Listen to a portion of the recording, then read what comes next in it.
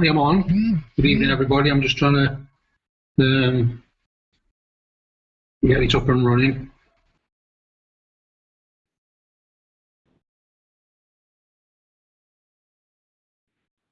Let's have a look.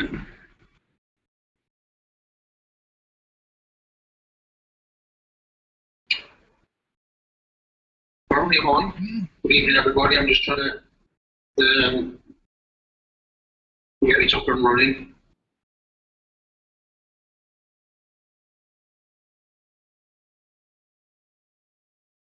Let's have a look. Hello, the Metal Detecting channel. Sorry if it's taking time here. Good evening, everybody. I'm just trying to mute the sound on that. Yes, TMDC all well here, apart from the lockdown, obviously. You know where I'd rather be. I'd rather be scuba detecting. Bored at me, hence another live video. You're the only person watching it at the moment, so probably bored everybody to tears last week. Oh no, there's 9 people watching now. It's just jumped up from 0 to 9. It's just that nobody wants to talk at the moment. So if you are watching, thanks very much. So we're up to 10. So if anybody wants to say anything, chat about something, I've got a few things I might want to talk about, especially with what's going on in the world. We can't say the dreaded words, or things get demonetized these days, or taken down. But yeah, there's things that's good to talk about. Hello, Sis, Sharon. Okay. But you'd be asleep by now. Too much vino.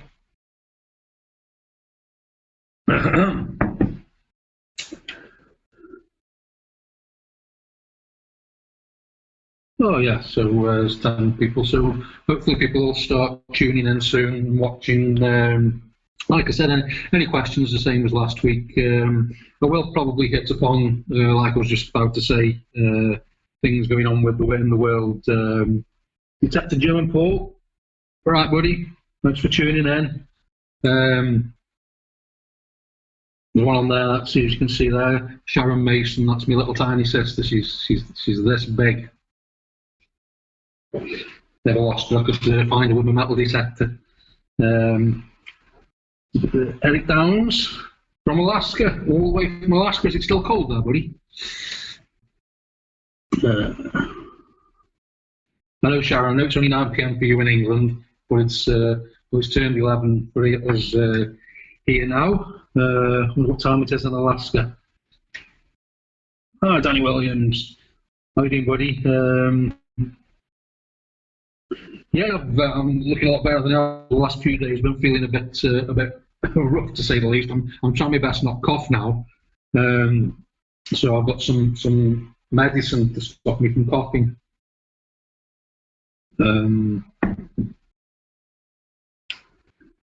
Arkansas. What time? Arkansas. So what's your times around the world? It's interesting to see what it's morning, evening, afternoon for you guys. Oh, the snow's melting, Eric. Brilliant. So you can get out soon. I used to enjoy going out in the snow in the UK, but I'm sure the snow in the UK is nothing like the snow where you guys are. Me and John 316, we used to get some cracking signals in the snow. Simon's here again. Old Two Pants Simon, Fudge, you were right, Simon. I don't know if you were watching last week, Simon, come on again. Simon, in the very, very early days, when we first started, we used to have so much fun metal detecting. And Simon had his own channel, Swinging with Simon, like I said. He's just joined us. Right, love, right, people. Oh dear. So yeah, anything you want to talk about, anything you want to discuss, things I've been thinking about. I know it's a touchy subject and it's different for different people around the world, but there's guys in the UK, I'm not going to say names or anything like that, but it's still metal detecting, and I understand they're saying that it's it's okay. I'm in the middle of a field isolating by myself. We're again, so I touched upon this week, like that last week. It's not the point. It's about stopping in so you don't put yourself in any danger.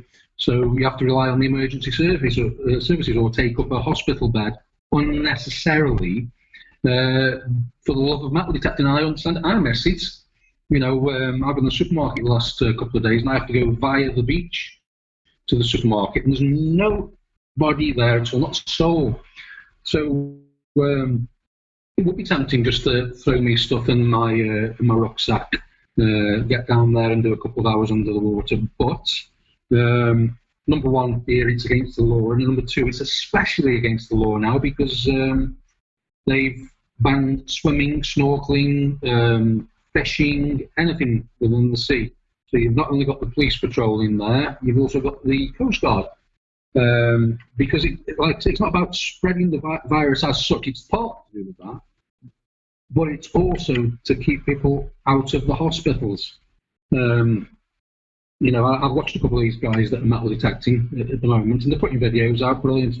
Nothing bad against them, but like I say, I've watched a couple, and it takes one trip over a clod or something like that, broken ankle, ambulance surface come out, you're taking a bed up there, somebody could be taking you that have got the dreaded lurgy.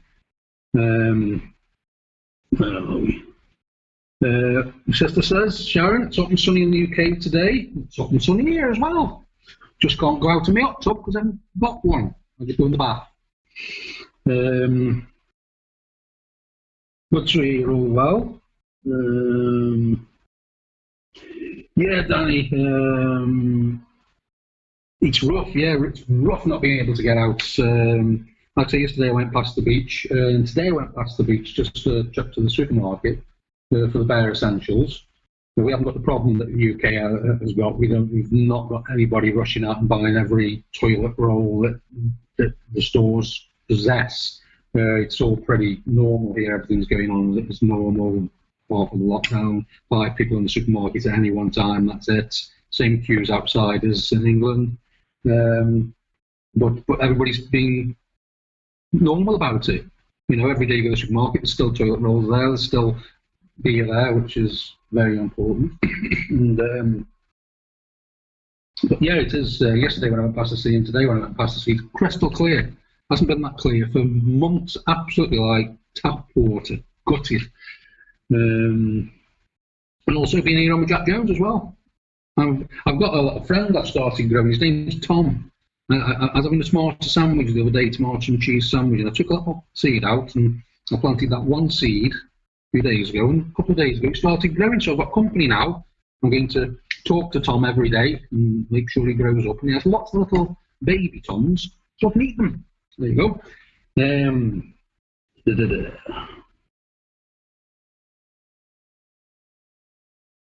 Yeah, I suppose it is bad in the UK. You don't get much hot weather, and it's a bank holiday weekend as well, which makes it so much worse.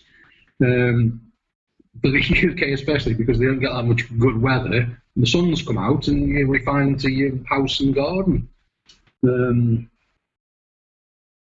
Sharon, she's saying the hot tub was lovely with a large gin. I mean, my sister, it was probably the hot tub that was full of gin, and she got a glass of water. Hello, Mummy's on as well. Right, Mummy. That's Maureen Jones in the comments down below. Way past your bedtime. But cheers.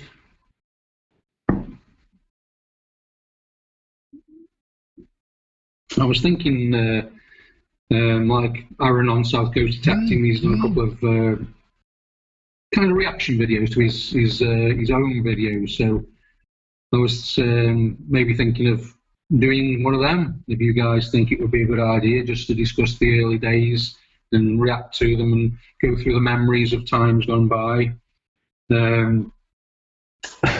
See how we're going, excuse me, see how we got on from those days to these days. Like Simon, who's on the chat now, he'll tell you we used to have an absolutely fantastic day. Sometimes we'd be out at 7, 8 o'clock in the morning, and we wouldn't get back till 11 o'clock at night time. Just absolutely mental on detecting. Oh dear me. So come on, ask me some questions, or I'll just waffle on endlessly about nothing whatsoever. Yes, Mummy, feeling a lot better than I was 2 or 3 days ago. Thank you very much. Not as sweaty and coffee anymore. Well, a bit coffee, but a lot better. Victoriana, metal detecting in my garden, and I keep getting lots of signals from my GoAndGarrett 250, but when I pinpoint over the area, the signals disappear. Any ideas why that could be? One of so many different things. Number one, the mineralization of your soil, what sort of settings you've got it on. Like when I do fields and stuff like that, which hasn't been for a long time, I'm on all metal. I just scrim bottom 3 notches off and take 1 off sensitivity. Now, if you've got your phone switched on, that can give the 250 false signals. A power line can give false signals. Cow poo can give a false signal. What else was there? Train lines, electrical pylons. What was the other one, Harrison? There was a couple of things, wasn't there? The phone, that. Oh, and you won't have the other one, which we used to cause us massive problems, was electric fences on farms. So all these things, you sort of have to knock those out one by one. If it's just a fact that it's mineralization in the soil, then just keep on taking the sensitivity down until it disappears, or maybe switch to jewelry mode if there's too much mineralization. 4 King Diggers, Stoke-upon-Trent lads, like myself. Well, Newcastle under Lyme, but it's close to Stoke. It's close to Stoke, but it's not Stoke, it's Newcastle under Lyme. Aaron, nice to see you, Alan. Aaron. Oh dear.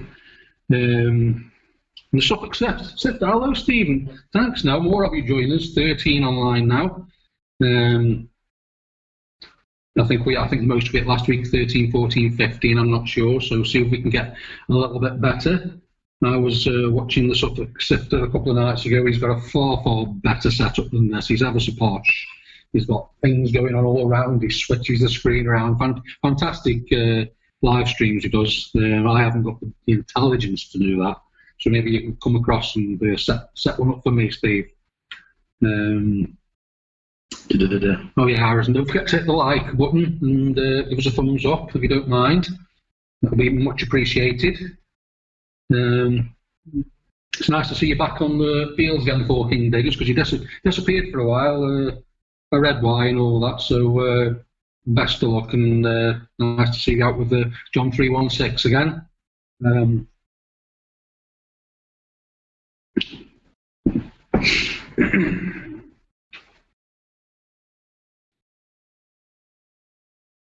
Well, Victoriana, I hope that helps. Is any other reasons you can think it's being with the 250 making the false signals? Like I say, with here, whether we're on the beach and we get the false signals, I just flip it over to jewelry mode and just knocks the sensitivity down. The wetter the sand gets, the more the sensitivity goes down. But to the point where I'm detecting with the 250 in the sea, basically under a foot of water. So it's just a case of getting to know the machine. I know we've got a couple of videos earlier on GoAndGarrett where we do go through certain settings and interference and stuff. There's a playlist that actually says, what's it say, Harrison, on the playlist? Type it for me so I can remember. What am I drinking tonight? I'm drinking I think the same as last week.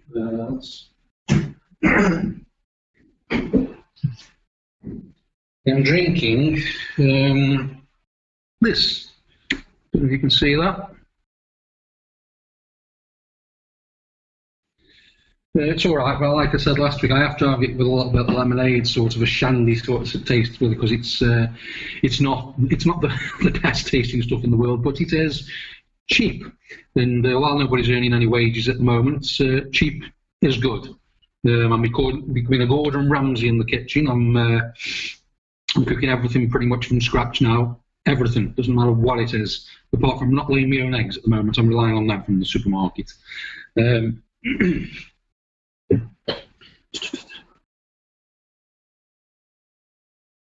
you go, power lines. So it's power lines, Victoriana. Then the only thing you can do is notch down the sensitivity until it disappears. You won't lose that much depth, which a lot of people think that you will do by notching the sensitivity right down. I've had to notch it down to 2 or 3 notches left on sensitivity when I've been in the sea, and I'm still detecting stuff 6 and 7 inches below the seabed, so I wouldn't worry about losing that much depth by notching down the sensitivity. The playlist, Harrison, is the one with the signals in and the settings and different things. That playlist, what's it called? Night, Mummy dear. Thanks for tuning in. You managed 20 minutes. Way past your bedtime. See you tomorrow. Yeah, Four King Diggers. I think this is like a lesson to us. Where maybe we should take more advantage of when we have got the time to go out to actually go out, because sometimes I do get a bit lazy, because when I have to go into the sea, the amount of stuff just to make a video, absolutely, the amount of stuff I've got to carry down to the sea. When I'm in the sea, I've got to make sure the stuff that I've filmed with the big camera and everything like that is safe while I'm in the water. And it's difficult. Luckily, in the summertime, I've got a job where my office is just across the way. Now, I'm just going to have to. My iPad's just decided to switch itself off, so just bear with me 2 seconds. I can't see.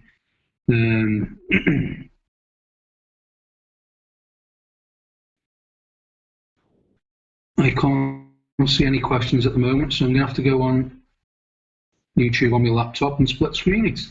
There we go. Just onto there.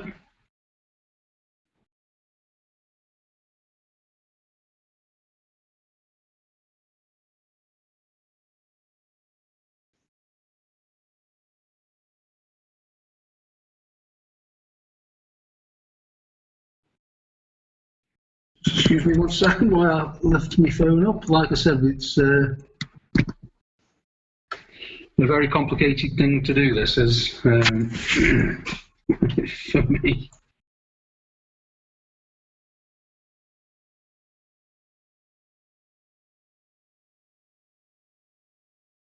Right, there we go.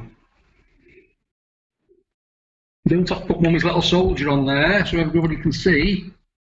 And that tips video is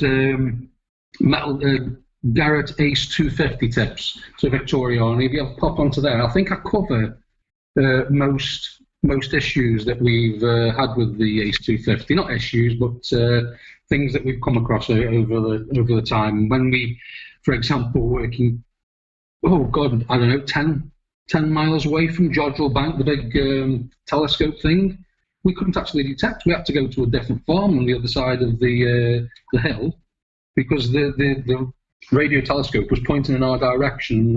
All the metal detectors, no matter which brand it was, but it was just getting absolutely mental. So if you live close to Jodrell Bank, that's also a problem. So I believe.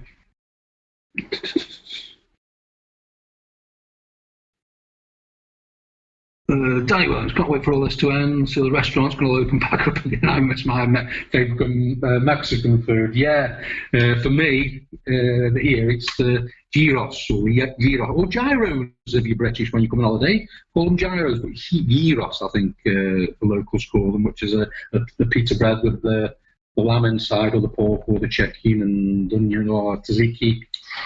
And they're only €2.50. Terrible. No, I'm making a mouth water now. Thanks for that, Danny. Have I seen those search and mesh fine bags? The Velcro's closed, so you don't lose anything while. No, I've not, Aaron. Send me a link for them on Messenger. What I have actually got something similar. I've got a washing machine bag thing about this big, a black one, where it's got a pull string on it, and the pull string can be a bit of a pain sometimes. So I tend not to go not to go out that often with that, because it's just a pain. I watch a guy, which probably most of you heard of, he's probably one of the most famous metal detectors underwater people going, Del NYD. He's got like 10 million subscribers. And he uses a plastic bottle that he keeps the lid attached via the side. He drills lots of holes in it, and then has that attached to him at the waist. And that's a brilliant idea. I'm thinking of doing that because I've actually got a couple of the plastic, like little biscuit tubs that he uses. I've actually got some of them. So I'm going to give that a try and see what that's like. Because when I stick things in my gloves, which annoys people for some reason, when I stick things in my gloves and stuff, I remain, all the sand and the rubbish remains in the gloves after I have to empty it out. So at least if I did it in the jar or the mesh bag that you're talking about, by the time I've finished detecting and just got it out, it would all be nice and clean. Yeah, thanks for that, Steve. Show the sub. Because, like I say, Steve, pop across to the Suffolk Acceptance channel. Brilliant channel. Keeps it real, like myself. Every Wednesday night, it does his live stream, which I've started watching. I can't watch it all the time. I try to get a jump on as and when I can. Because obviously I'm spending a lot of time at the moment FaceTiming with Harrison, the cameraman in the UK, my mum, my sister, talking on the phone to the camera lady, and so on. So a lot of the times busy doing that. Yeah, we're getting close to 10,000 subs now. It's taken a long time to get even this far now. It's up and down. Last year we had a massive hit on the channel with one video that I threw together when we first got here 3 years ago, just showing what finds I'd found, because when I got here, the GoPro broke, so let's keep the finds as a bit of filming. Not even a special video, but it's got 730,000 views on it now, and it's not what I consider to be the best video that we've ever done.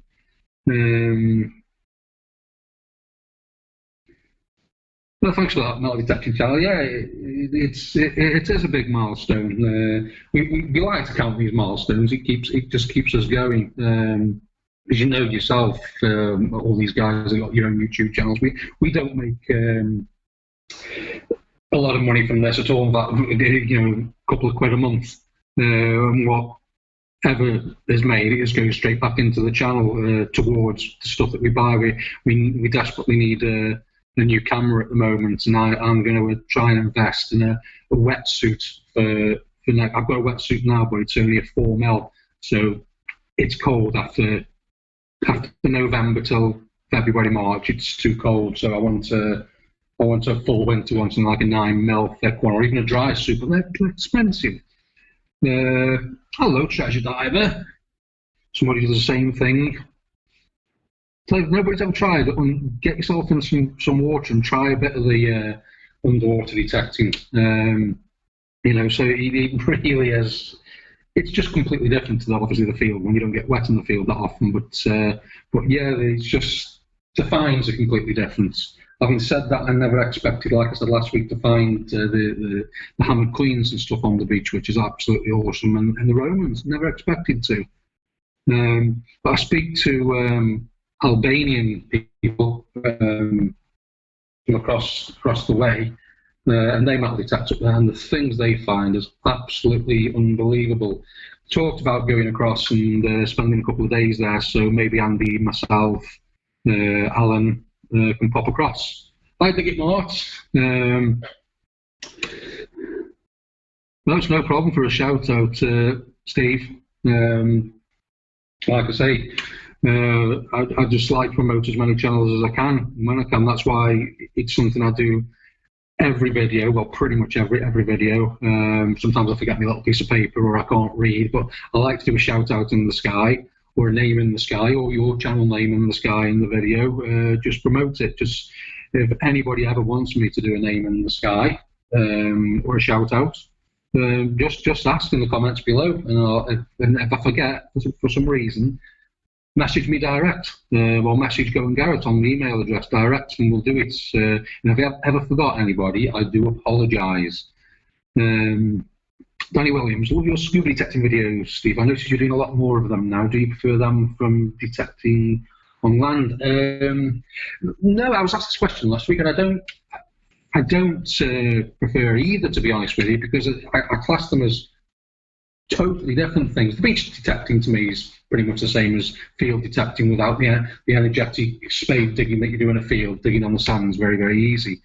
But the underwater metal detecting, it's like being a whale for the day. Like when you're my size, it does like being a whale for the day. You just float along and just swinging your arm. And when you find a signal, you just wave your hand about. It's the I'd say the laziest metal detecting going sometimes. But having said that, when I come out of the water, when I've been there 4, 5, 6 hours sometimes, tops to my shoulders, yeah, from doing all this sometimes. And I've got cramp a few times, which is something to watch out for. I know you other guys that do any diving. I don't know if you suffer the same. I get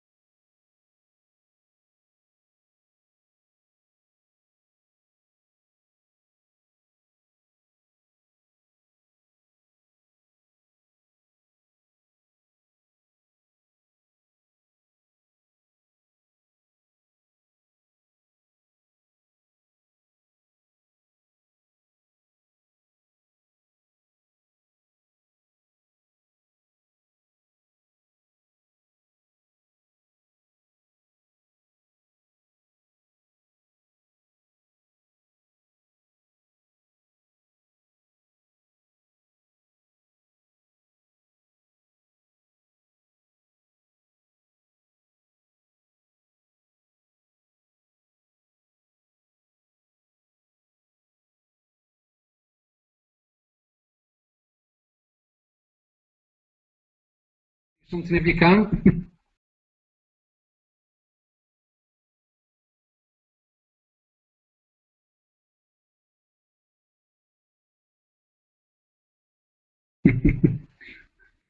Can anybody hear me?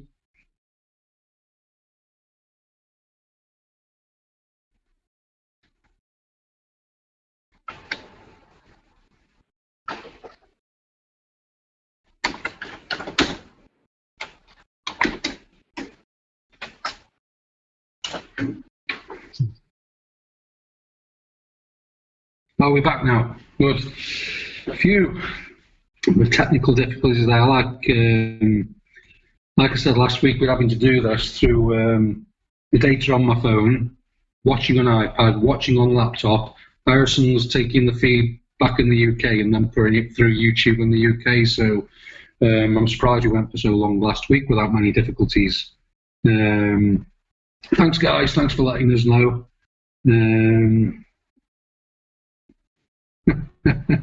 Huge load of Seaman.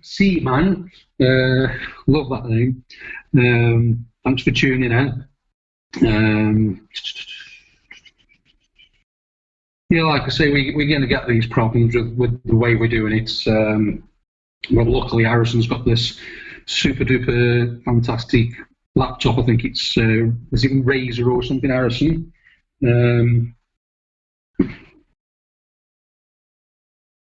Oh dear.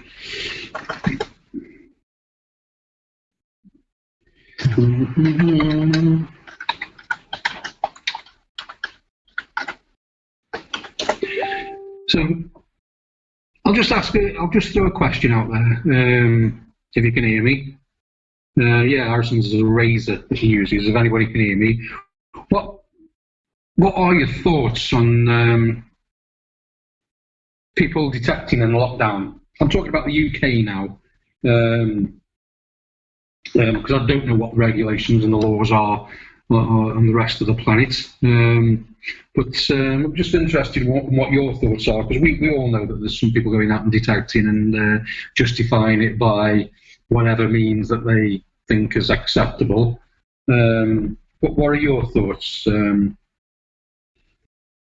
you go, Harrison. What broadcast software are you using? Only Harrison can answer that because I just press buttons here, Steve.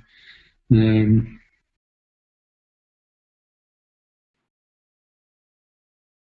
you go, OBS, which means absolutely nothing to me. But I taught Harrison everything he knows.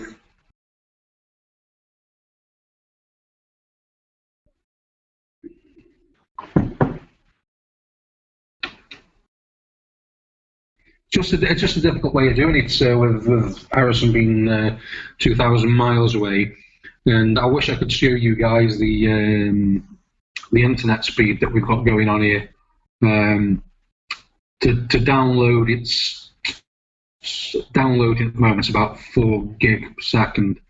Uploading is 0.25 gig per second. So when I'm sending a video to Harrison, I had on this last week, when I sent a video to Harrison in the UK, the last video, the underwater one that we uploaded this week, in the end it took me 72 hours to upload that to Harrison. I mean, which is a ridiculous amount of time, 72 hours. You had to take 10 minutes in the UK.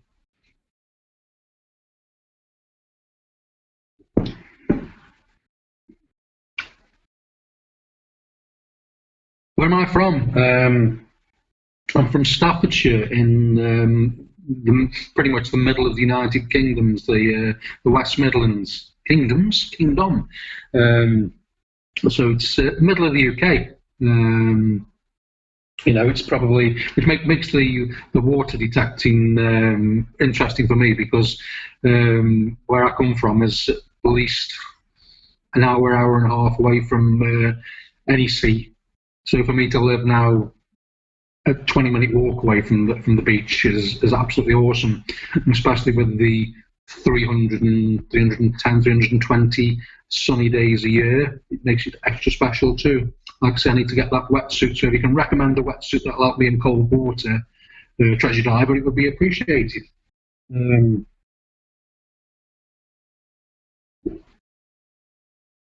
Oh dearie me.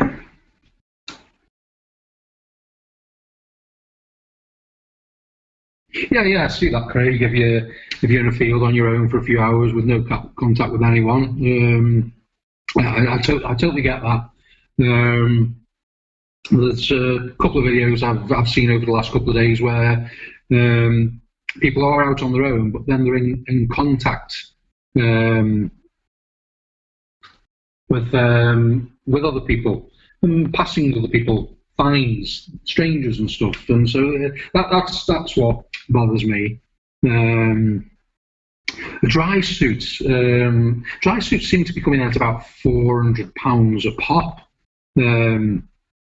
which is a bit a bit rich for me, because if I told you the minimum wage in this country, you'd just laugh.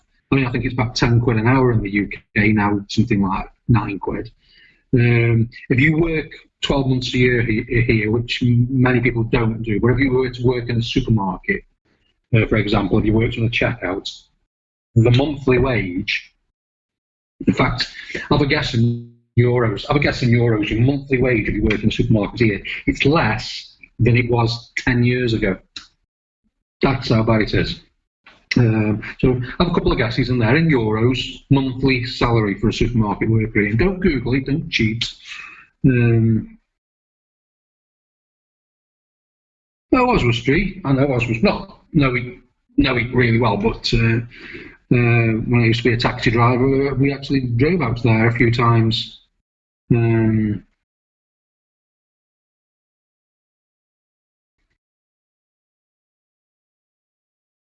But yeah, it's I see what you've seen there, Steve. I'm not trying to cause rows or anything like that. I'm just asking people's opinions, because I was considering doing a reaction video to a couple of these channels that are going out. Not a bad thing, or to say horrible things or anything like that, just a reaction thing, because just to point out what can go wrong. Like I said, when I lived in England, I lived next door to a golf course, and you got permission on that golf course. It'd be an easy jump over the fence, 2 hours worth of exercise and detecting where you go. I totally get that. But I'm talking about these people that are like Steve says, they're driving, 35 minutes, which they could have an accident on the way there. The car could break down. They could have an accident while they're there. All these things could happen, and then you have an accident, whatever. You're in touch with you're in touch with the AA or whoever else, the breakdown service, the police maybe. You have an accident, the fire brigade.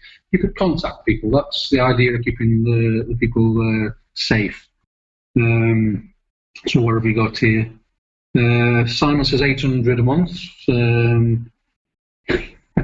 Usually, every time I read that name, it makes me giggle, because that's my kind of humour. 1,300 euros a month. Macro pulse dive, yeah, same as me, Treasure. I've got the pulse dive and the scuba detector. Things I like and dislike about either one compared to each other, but both fantastic machines. But what was I going to say now? Oh yeah, that's 800 euros a month and 1,300 euros a month for the wage here. Somebody working a 5-day week, and I'm talking a long day as well. I'm talking 8 in the morning till 6 at night, with a half an hour break at dinner time if you're lucky. And these people that work in the supermarkets, they get paid 650 euros a month for those hours. And if you actually break down on the exchange rate to the UK what they're actually getting paid, it's what, £550 a month. So for me to buy, because I have to work here to pay the way, and so for me to buy a dry suit or anything like that, 400. And don't get me wrong, those wages, what says somebody that works 12 months, they get paid that low because they are considered to be lucky that they are able to work for 12 months. They're like, we'll only pay you this because you're lucky you work 12 months. Those people in the summertime only work 6 months. But the people in some of the people that work the 6 month summer season, they work 7 days a week. Yeah, and they get double, so they'll get €1,200 a month. But the average here for somebody working 6 months during the summertime, 7 days a week, for 12 hours a day, the average is €25 a day, if they're lucky, or it's just like I say, it's the reasons we can't do a lot of things like we would love to. Yeah, dig it, Mark. The bigger coil, I think Alan and myself are going to grab a couple of those because, like you say, you can do twice the area in half the time. It's when you've got a 7-inch coil on there, obviously you're going to be able to do a lot more. I would love the Garrett Sea Hunter, give that a go, but I'm going to take the AT Pro under this summer and give that a whirl under the water, see what that's like. Why not? And I know we're going to take the Simplex Plus out as well under the waves for a bit of a swim. So we're going to take all the machines, the Knox 600, that's been for a swim. They're all going to, we'll be testing them all, and we'll give you some feedback to see what it is. But the pulse dive for me, I just something special about it. Well, I won't knock the scuba detector because that has found me so many gold rings. It's untrue.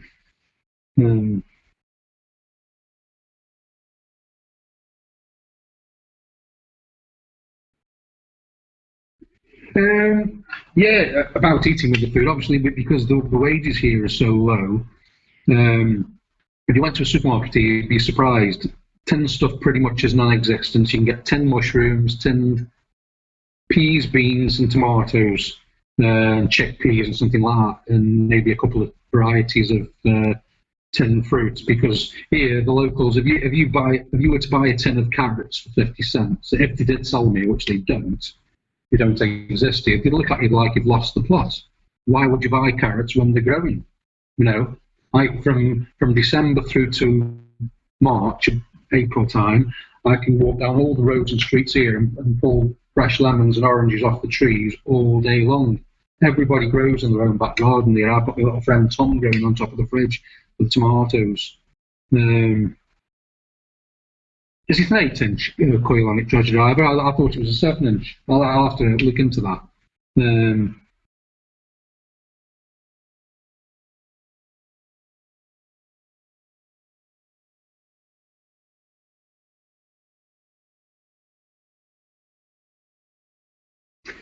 Hello, Naomi. Nice of you to join us. You've been asleep.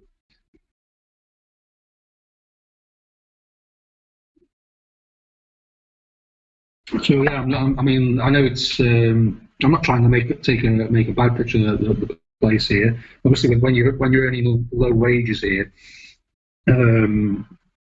you just have to make your lifestyle.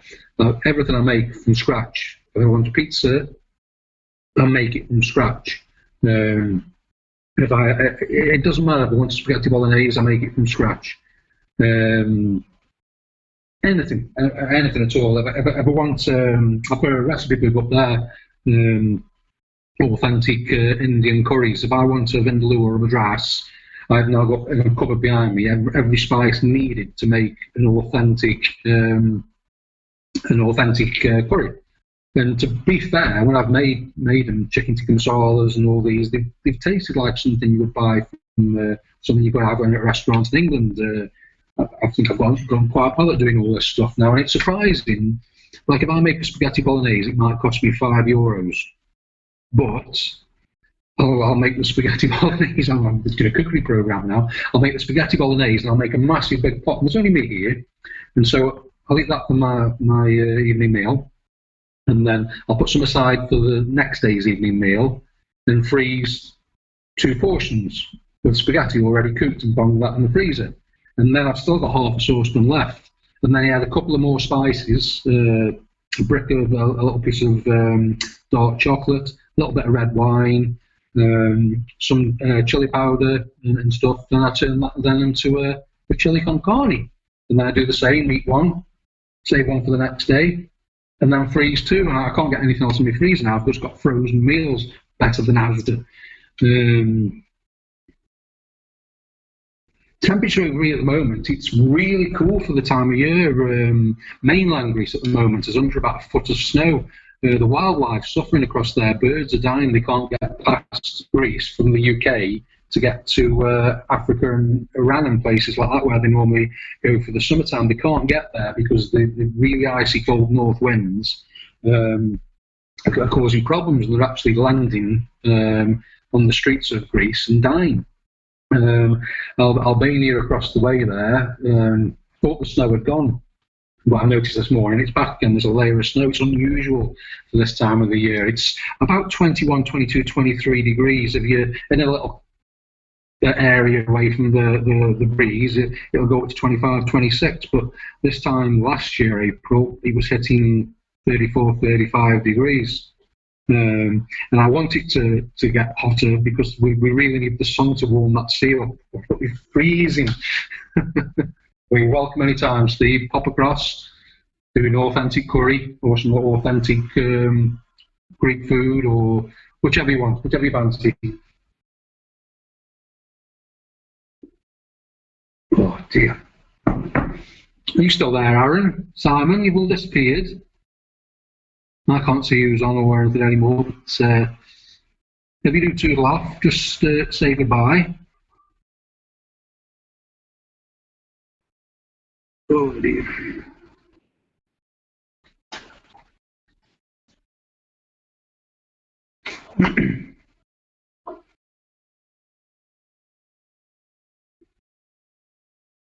Oh, thanks, Treasure Diver. This was designed by Harrison, the cameraman. As you can see, the scuba on the shirt there is the days when we have, well, still got it, the scuba detector. That's the detector in the hand there. We just make them. I've got another one as well. They're just nice things to wear. It's special because Harrison designed it. Yes, now we have many more t-shirt designs. Like I say, the links there, just pop across. There's UK Alive.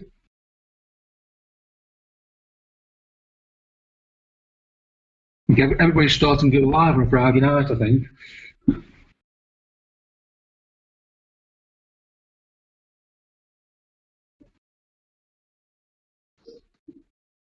Spare me 1 second, I'm just going to get another beer.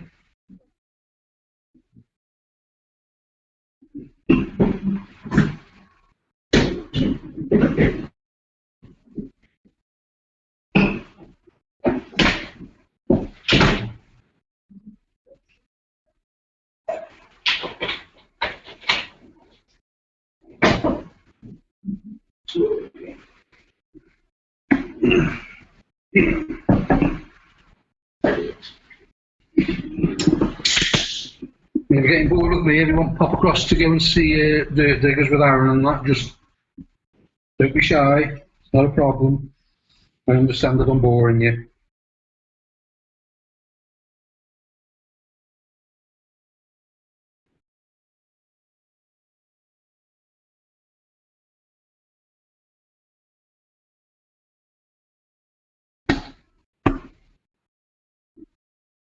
Cheers, lots. Oh, dear.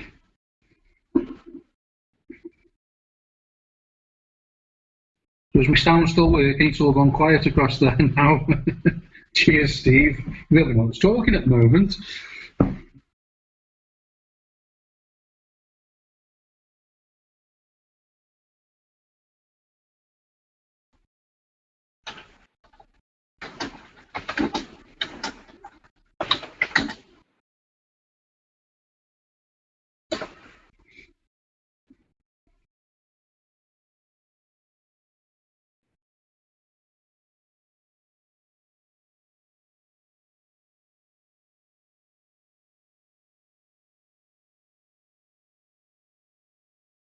Oh, good. So, like I say, doing it off my phone. My phone's hanging off my laptop. Andy, see, still here. Thanks, buddy. regulations in Greece for detecting Craig.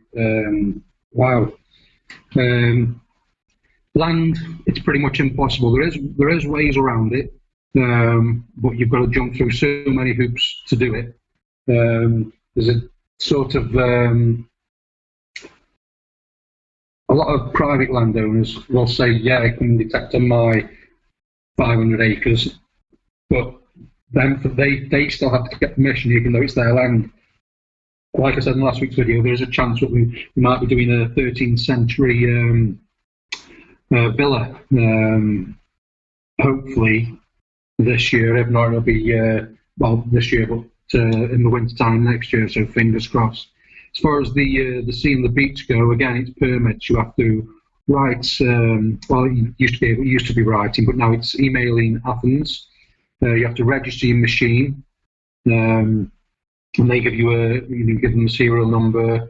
You have to prove where you bought it from, get the receipt, so on, so on, so on. Because if you can't, then they make you pay tax on it. And then after you've done that, they send you a form back to fill in. Then you fill the form in, print it off, and then you have to physically go down to the main city here, make an appointment, go down, and then they, a couple of weeks later, will email you a license for a year. It's a long draw. It's a lot quicker now with the emails. Before it take months and months and months, but you get a year's worth to do it, but you've got to do it every year. Well, 13 watching, Steve. It's not bad at all, is it?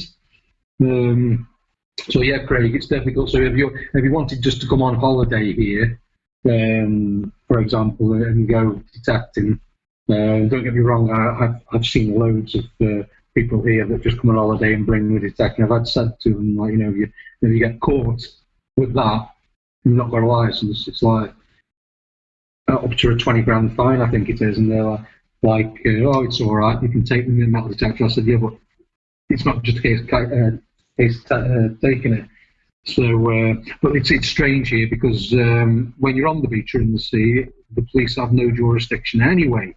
It's the Coast Guard that has the jurisdiction on it. It all gets very complicated.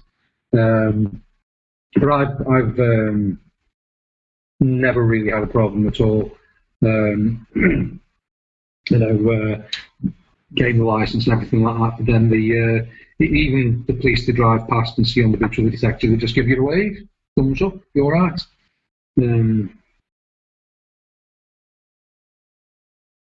Tony Macaroni. Hi mate, will you be scuba diving with the Simplex rated 10 feet? Also, what's the story behind you end up with where you are, and wouldn't mind doing that myself? Yeah, definitely. As soon as we get back in the ocean, the Simplex is one of the first machines that's going to go out with us. Hopefully, by which time we'll also have the new coils for the pulse dives. But yeah, the Simplex it will probably be the first full-size detector that we'll be going into the sea with as soon as this situation is finished. Yeah, and that's pretty much it. Yeah, I can't wait. But also the AT Pro, and like I said earlier, the Nox 600, they're all going to be tested to the full ability this year. Me being me, I have to prove. People say the 250 doesn't work on the sand, and like I said before, I've proved it time and time again that it does. And now I'm getting messages of people saying the AT Pro will not work underwater in the salt water, and I've just got to have a go and just prove that wrong. Tony, yeah, come across, have a go. If you can't, then try it yourself. Get yourself in the water, get your speedos on, have a go. I ended up here through lots and lots of different reasons, too lengthy to go into. But the decision was finally made 3 years ago. Booked some tickets, packed the cases, and came. And personally myself, everybody else in my family's been back to England, and back and back and back. I've not left here for 3 years. I've not been back to the UK at all. For me, I always wanted to live by the sea as a kid. It was always a big dream of mine. And I don't know why, and I still love it now. I never get bored. Every time I see the sea, I'm still like a 5-year-old child every time I go down there. And now I get to detect in the sea. I'm an even bigger child now because it's an amazing thing to do. Really, really do try it. I can't tell you enough. The first time you find something interesting, if you need any advice at all, Speaking of advice, I studied geography many years ago in school, and then in college I studied it, and that has helped me to be able to look now, thinking back and thinking what I was taught at school, where to find things on the seabed and on the beaches. I think that's a lot of the time why we are successful and we find little honey holes in the sea and stuff. It's better to do half an hour's research and 3.5 hours detecting, than just jump in and do 4 hours detecting. Just do every time. Sometimes you'll see me and Alan just standing on the beach, talking, looking, watching, pointing. And after we've done all that, we choose the area. It doesn't always work. We choose the area. I already know the places I'm going to be detecting under on seabed this year, purely because I've been going down there and watching the winter storms, where they've been taking things, where they've been putting them. So I'm going to do the 2 parts, probably why I'm locked indoors, sort of a tuition video about the best places to look on the beach and then in the sea, and hope that helps you, because it's a case of knowing where to look. Don't just pull your detector out and just go aimlessly walking down the beach. It doesn't work. You'll be lucky occasionally, but it's knowing where to look. That's the best part. You do the same in the fields. I know, you'll check the corner of the field because there might be an ampulla there. Things like that. You'll look between a pub door, a 13th century pub. You'll look to the church and to the local farms and walk on pathways. You do it on the land, but you also do it in the sea. Southern Cross prospecting. Morning. Right, love.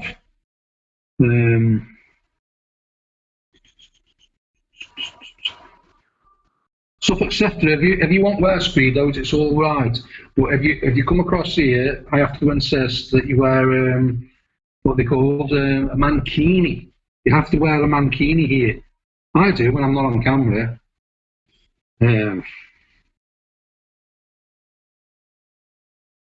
Yes, budgie smugglers. Yeah, exactly the same here.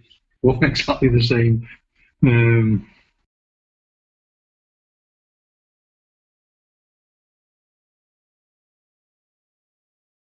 Oh, it's nice that you guys are all chatting there. Throw a question my way, I don't mind.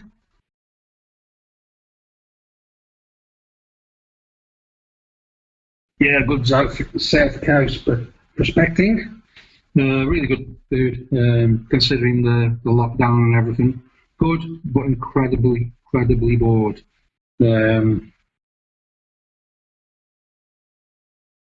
Yes, Simon, we know it's not a pretty sight. I've seen you in yours.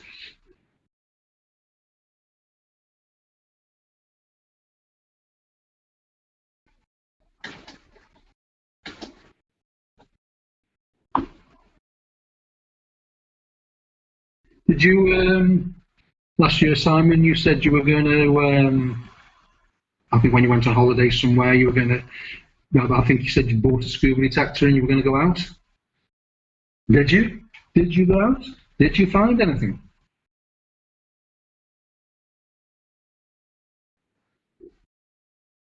Actually, Harrison, I've just remembered.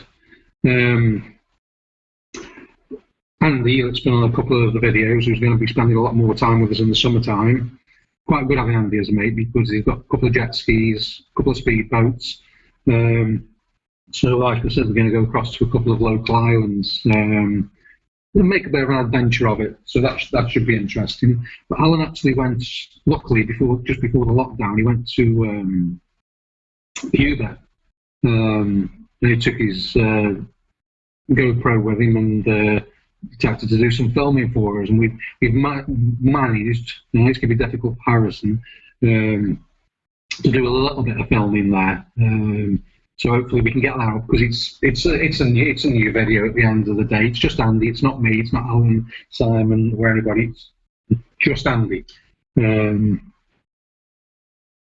Plug yourself away there, Steve. If anybody wants to plug whatever channel, you know my feelings on this. I've always been open about it. you know, Steve, we get shot down sometimes, like when Harrison will post a couple of videos and on Facebook channels and stuff, and we get absolutely shot to pieces about it. Harrison's been put in Facebook prison and banned from uploading links to videos on Facebook that many times, you can't even count it, because people, for whatever reason, get offended by it.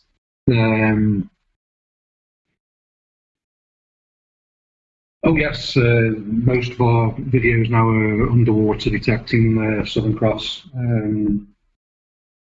After the live streams finished, have a pop on, have a little look, give us a thumbs up if you want, have a little look. We uploaded the latest one last week.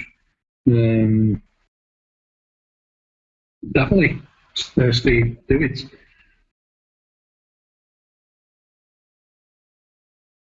Yeah, Simon, that's the problem with the sea.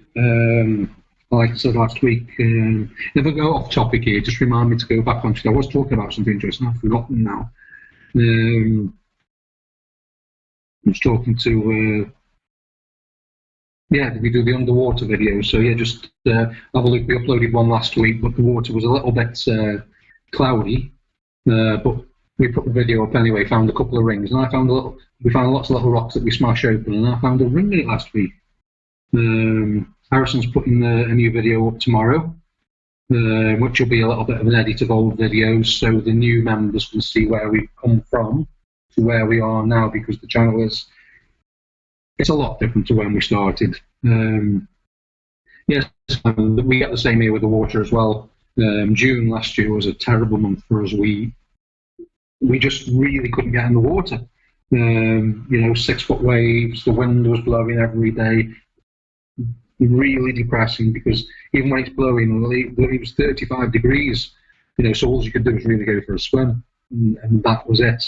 And even if you went out to, there's some bays where the water's clear even on wavy days because there's rocks there and no sand. But you can't do those because you're in the water and you're getting lifted up off the seabed every time the wave comes past. So you're just getting swept everywhere. It's absolutely impossible to do.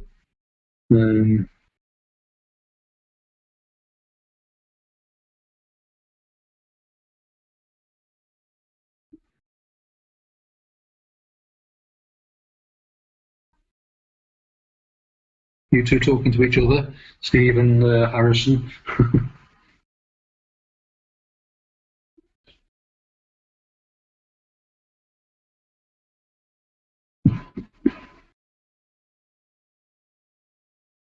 I'm too young to remember a Wi-Fi though. Anyway, Simon, we're not all old like you.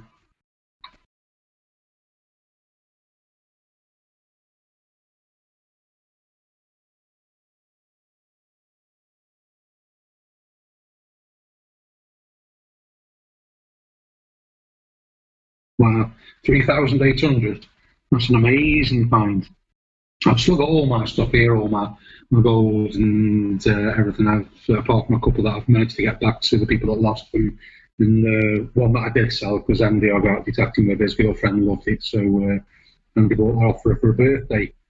If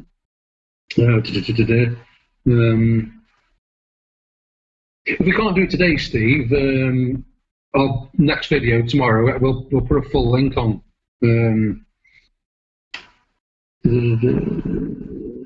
Yeah, the Excalibur 2. See, because I would be caught between the two, but the Excalibur 2 is down at a good price at the moment. It's what a lot of the channels like Dell MYD use now, and Jigging with Jordan, and all these guys, they're using the Excalibur, and it looks an amazing bit of kit.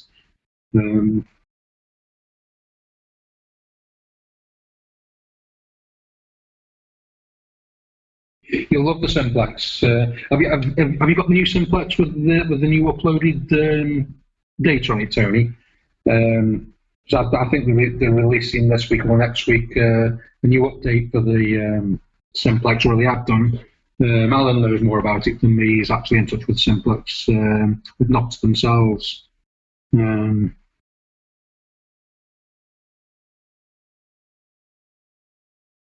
Well, that's not bad. 15 million tourists a year, and you're there on your Jack Jones.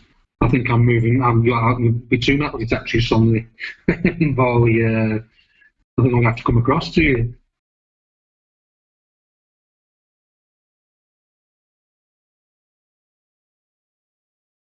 What's your best find then, Southern Cross?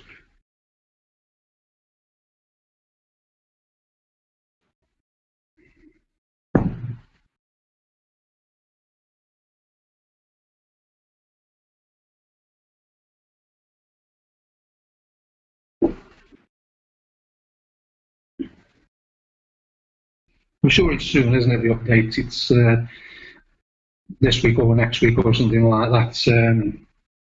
And the new machines that they're releasing from then on in have got the new update on them.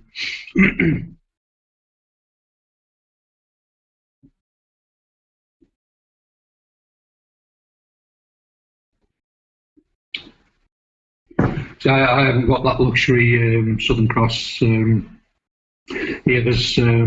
we get a lot of Albanian gypsy lads that come here with detectors and detect the beaches as soon as the season's over and stuff. And a lot of the locals have got some old machines, and that's what doesn't really bother me, because when I see, I'm nothing against some of the machines they're using, they must be 30 years old. So I've been down with Alan. There's been a couple of detectorists down on the beach, and we've just walked behind them, pulling stuff up left, right, and centre. Stuff from holes where they dug holes. They just don't get how to do it properly. They'll keep on digging and digging a hole. If we swing our detectors over it, we know it's a can, and they're there forever. And they've got the hole 4 feet wide, 4 feet deep, and there's a tin can that they've left on the beach there. You know, it's something that Alan and myself wouldn't have even dug.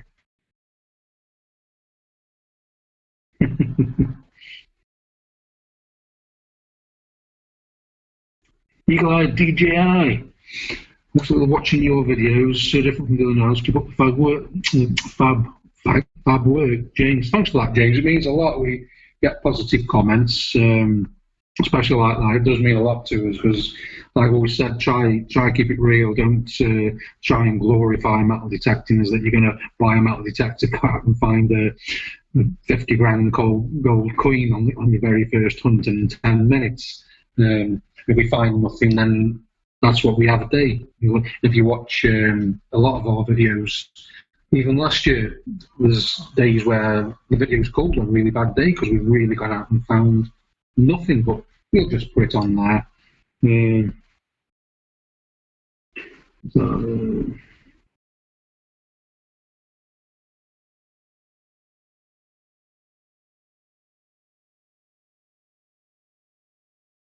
we had, speaking of nice comments that we just had off Eagle-eyed DJI there, we had a bizarre comment on a video from about 3 years ago, where just an unboxing video. We do them, we don't get many views on them, it's just show the excitement of getting something for the first time. This one was the GoAndGarrett unboxing, and somebody just called me a moron out of the blue. Something like there ain't half some morons that release videos. I just typed something in there. What do you mean by that? Never answered. But you click on these guys' channels, and I think sometimes it's just a made-up channel because there's no videos, no subscribers. It's just a person. I think they're just people that just troll. So it just does make me giggle. I am a moron. I know I'm a moron. So they pointed out something that they already knew.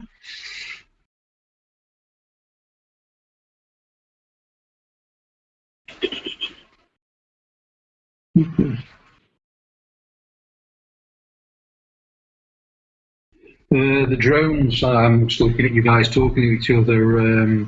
Harrison and his fiance, they've got is it a DJI drone, Harrison? I think it is. Or is it? I think it is. And we did a little bit with that last year, and hopefully we didn't do as much as we wanted to because that damn wind packed in. Like I said, we didn't do much in June because of the strong wind, and that's when Harrison was here last year, and the wind, it's been up in Albania, they'd have sent it up.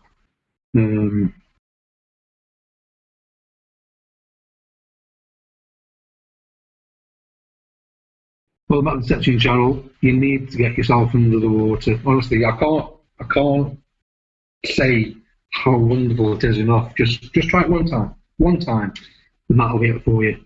And sometimes with me, again, on some of the videos when I'm playing with an octopus or a starfish, seahorses, lobsters and stuff.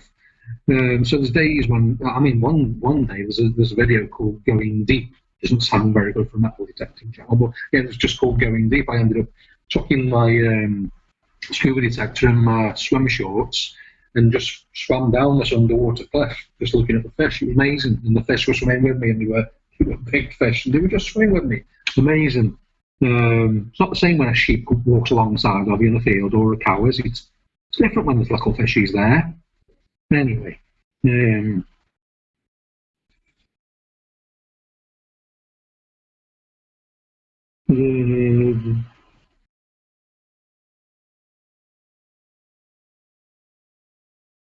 I'm still at your conversation. No, Steve, I'm the moron. Okay, you can be the moron. I'll be the fudging moron. How about that?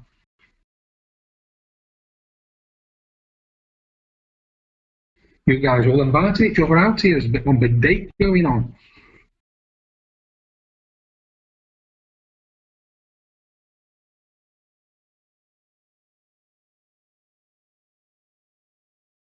Yeah, I heard you saying, was it last week, this week, or last week about, I think it was last week, wasn't it? The old Piero has packed up and died. Um, the DJI. Yeah, my pension's a few years away yet, but when it does come, I'll probably just get the dry suit, and that'll probably be all I'll buy. Maybe one of the big underwater metal detectors. And again, happy 60th birthday, Steve, Suffolk Sifter, last week, the big 60. Don't look a day above 21, like me.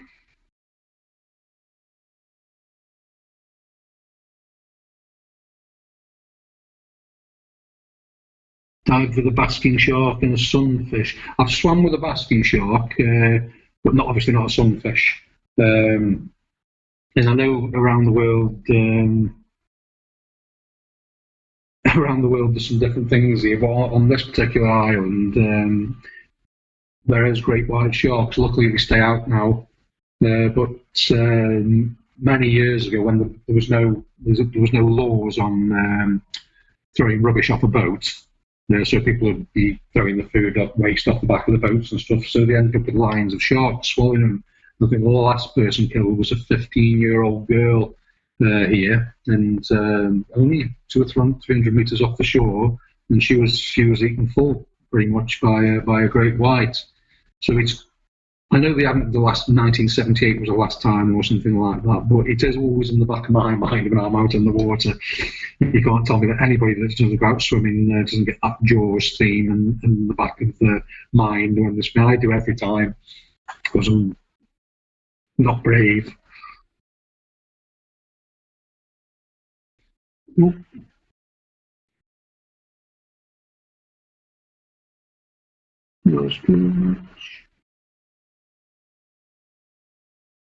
matchmaking live stream, Harrison. Yeah, it isn't it? Um, on the metal detecting chicks. Well, we'll be having Andy's girlfriends coming out with us this summertime. So don't perv on her. Just praise her for her metal detecting, okay? Um,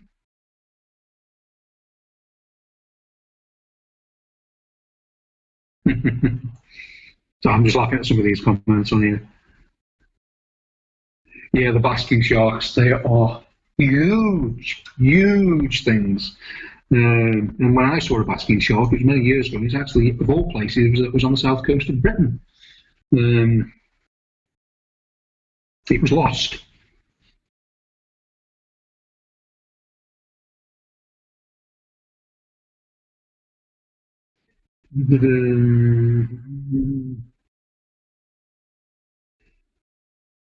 Tony Macaroni has got to go. Take care. See you. Thanks for joining us, Tony. Do appreciate it. Um,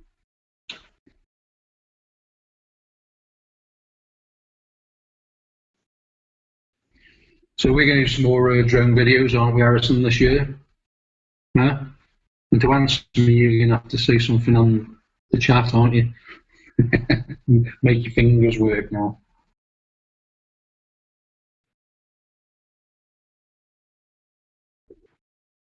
Oh, dear me. You're going to have to tell Harrison what sort of setup you're using, Steve. Educate us on your fantastic setup.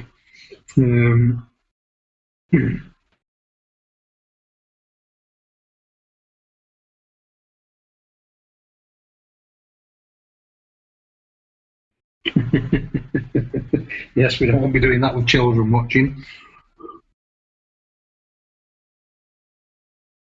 Yeah, we got the new underwater camera because I've had so much bad luck with the GoPros. They're driving me insane. And I know people swear by them, but I will never ever buy a GoPro ever again. I'll show you my last one.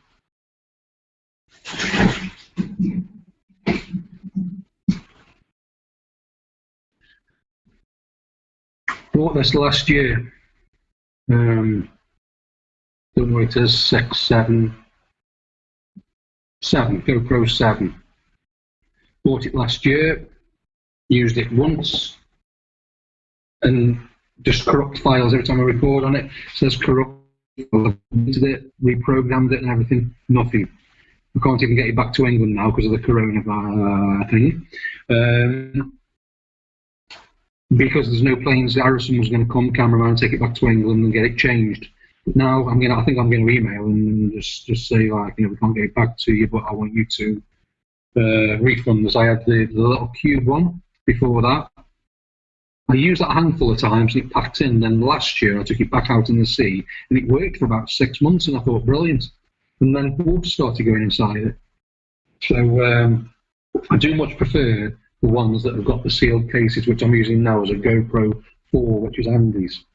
And that comes with the click-on case. I don't trust these doors and these things. I just do not trust them. And they're not cheap. That one I've used once, which is absolutely soul destroying.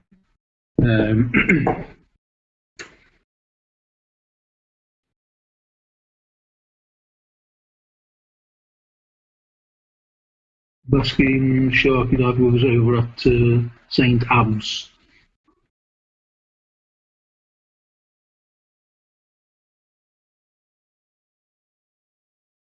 Yeah, let's all sub each other. If you want to message me, if I'm not subbed to your channel,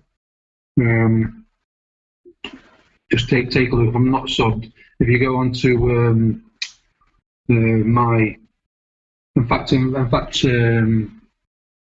a link to Harrison on the GoAndGarrett, and I'll sub you all. And because there's that many channels, I'm sure I can't be subscribed to all of them.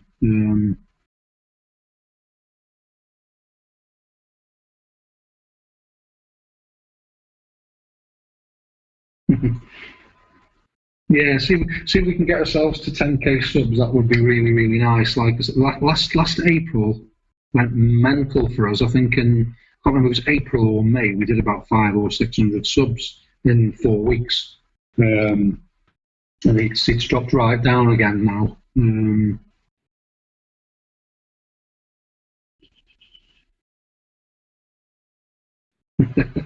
Yes, Steve, we should all help each other out because it's great to support each other's channels. I try and watch as many. I don't always comment. I said this last week. I don't always comment because I've just got it on autoplay. So when I'm watching, it just jumps to before I've commented. I've always got it like watched on TV. So if you get a thumbs up, more than likely one of them's from me. Like I said, I'm not subbed to any of you guys. Just share the link and I'll sub you and start watching you. But there's that many channels.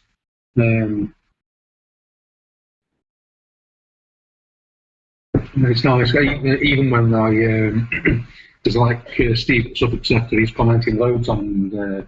I was watching on Wednesday nights, and again, I've got you on the TV, so I tend just to watch the TV and not typing as much. And when you do the live, he does the live draws, Steve does as well, getting patches and gloves and different things away.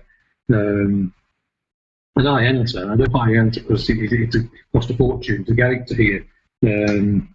But I'd probably just wait so Harrison could win it anyway.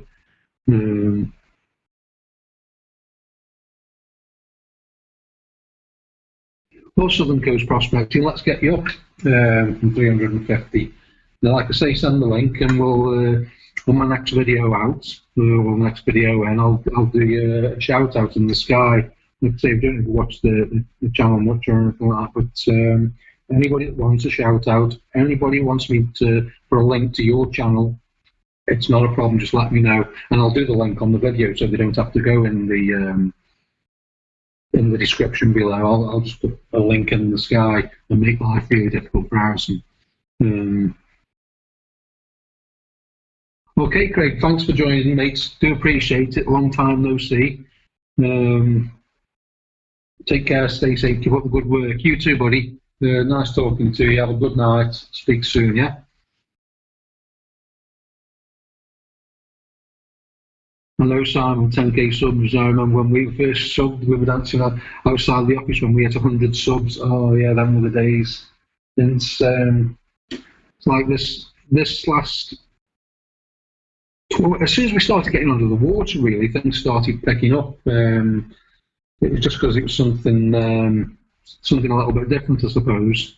And I'll still try and have a laugh. I'm sure everybody here with us now, Simon, will be having just as much of a laugh. Can we do a shout out for the NHS now, Steve, or do you want me to do one on the next video? Because I'll do one every 10 minutes for the NHS. I'll give the NHS a clap anyway now. And all the other workers too, that are out there working. Harrison, I'm not going to tell you about dancing outside the office, am I? It's like Harrison, the cameraman that's doing this video now, he's commenting as GoAndGarrett down below. Harrison actually works in the supermarket. And to me, I'm proud of him because he's also working in this time in contact with people. And I think police, firemen, supermarket workers, people working in petrol stations, everybody, chemists, anybody that's still working, for me, wants also a round of applause. That's my opinion. Well, it's not just my opinion, I'm right. Toyota Subaru. Give you a few shout outs in the past, haven't I? A comedy film, not a problem. This video, Steve, or the next video?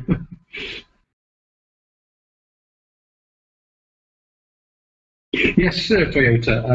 I've mentioned it. You obviously just joined us, but somebody asked the same question earlier on. So yeah, you just confirmed it is an 8-inch. I couldn't remember whether it was a 6 or an 8-inch machine coil. But yeah, hopefully Alan and myself will be in receipt of a couple of the new coils for it before we get back in the water, if all goes well. T-Bone Brown 94, also somebody else we give shout outs for on the videos as well. Thanks for joining us.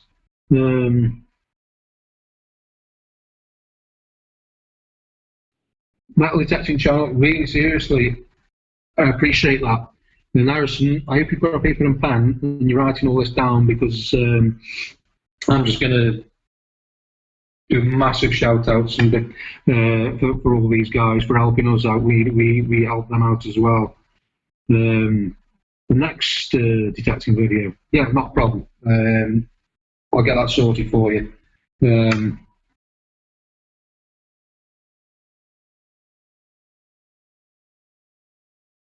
It was like I say, it's very important what the NHS do.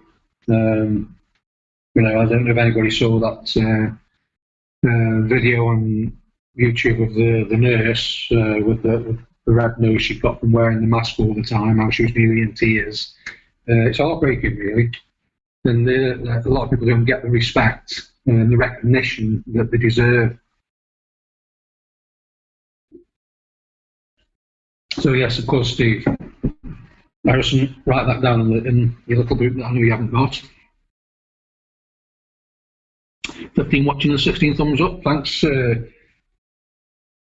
won't make Steve a Spanner guy, Harrison. He's watching more than I am.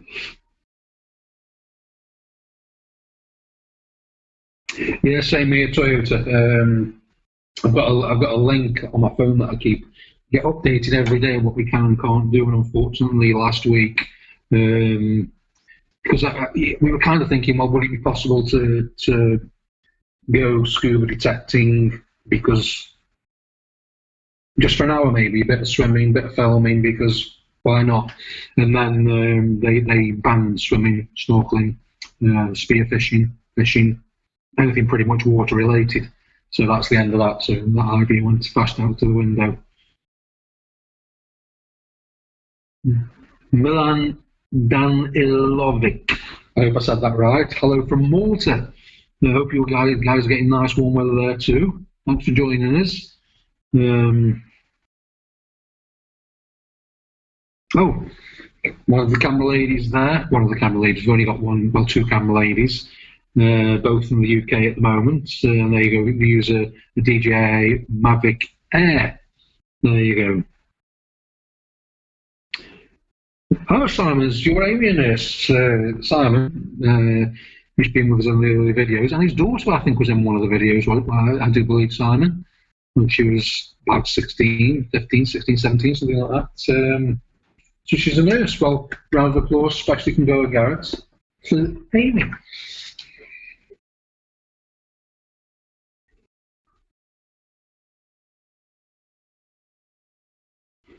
So I'll throw one of the works for you, Naomi. If you go on the Argos site at the moment, I don't know if you remember. I wouldn't, because GoPro have really done me head in, but GoPro have got their drone out, and that was about £1,000. I don't know if it's because they're not very good, but in Argos at the moment they're in the clearance at £600, and they're supposed to be good. Like I say, GoPro not my favourite cameras or things. There you go, Steve. Thanks, do appreciate it. You accepting that. Better than one person keeping an eye on things. Little blue boy, little blue Steve.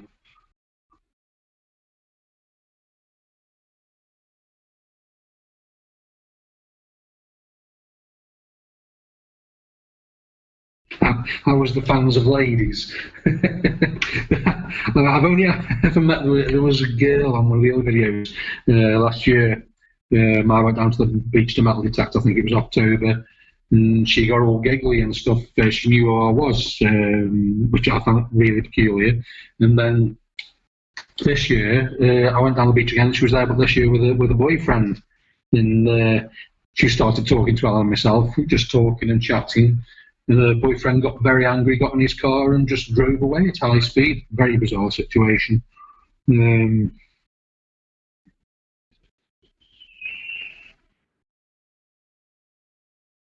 Oh, Tony Subaru, going already. But thanks for joining us anyway. Much appreciated. Maybe we'll see you next time. Thanks again. Bye. Well, if you want to spend 900 on a drone, Naomi, then that's up to you. But you must admit it's £900 well spent, yeah?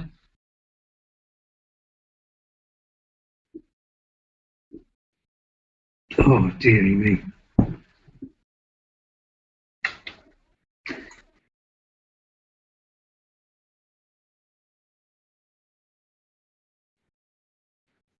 So has anybody got any questions they want to ask, or just want me to waffle on? I'm just going to top my beer up. So Harrison, if you want to put the be back in a minute screen on, because I'm just going to top my beer up. Back in a second.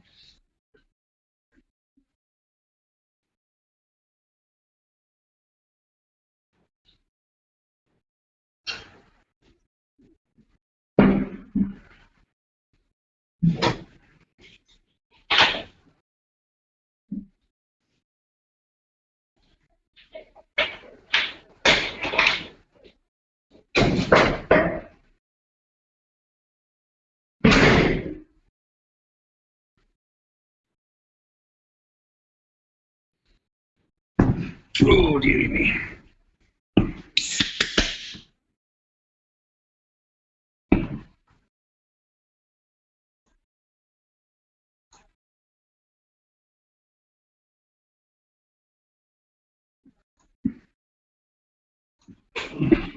Okay, back.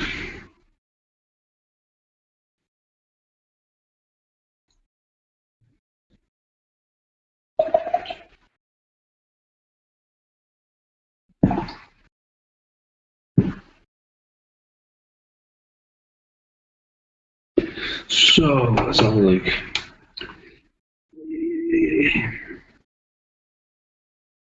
Yes, Simon, Mrs. H has got way too much money to spend.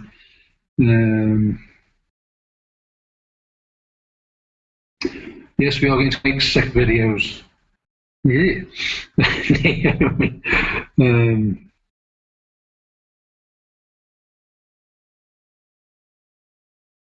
It's a good question, that is, Milan. I've been talking about it. We were actually going to do that this summertime.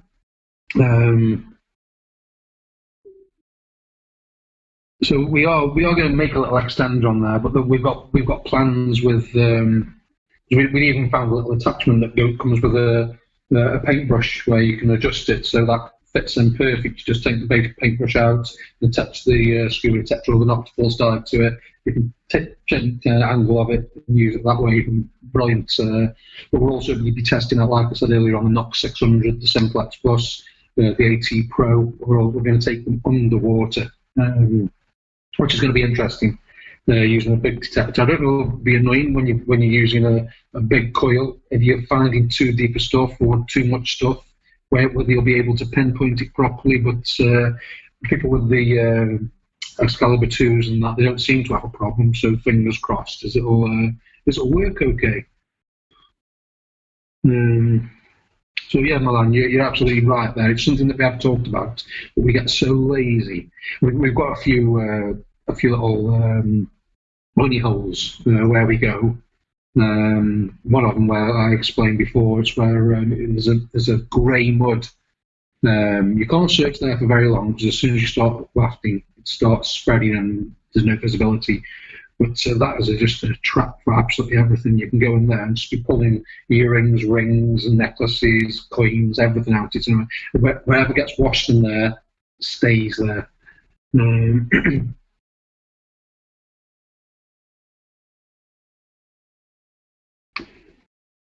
Aqua Steve,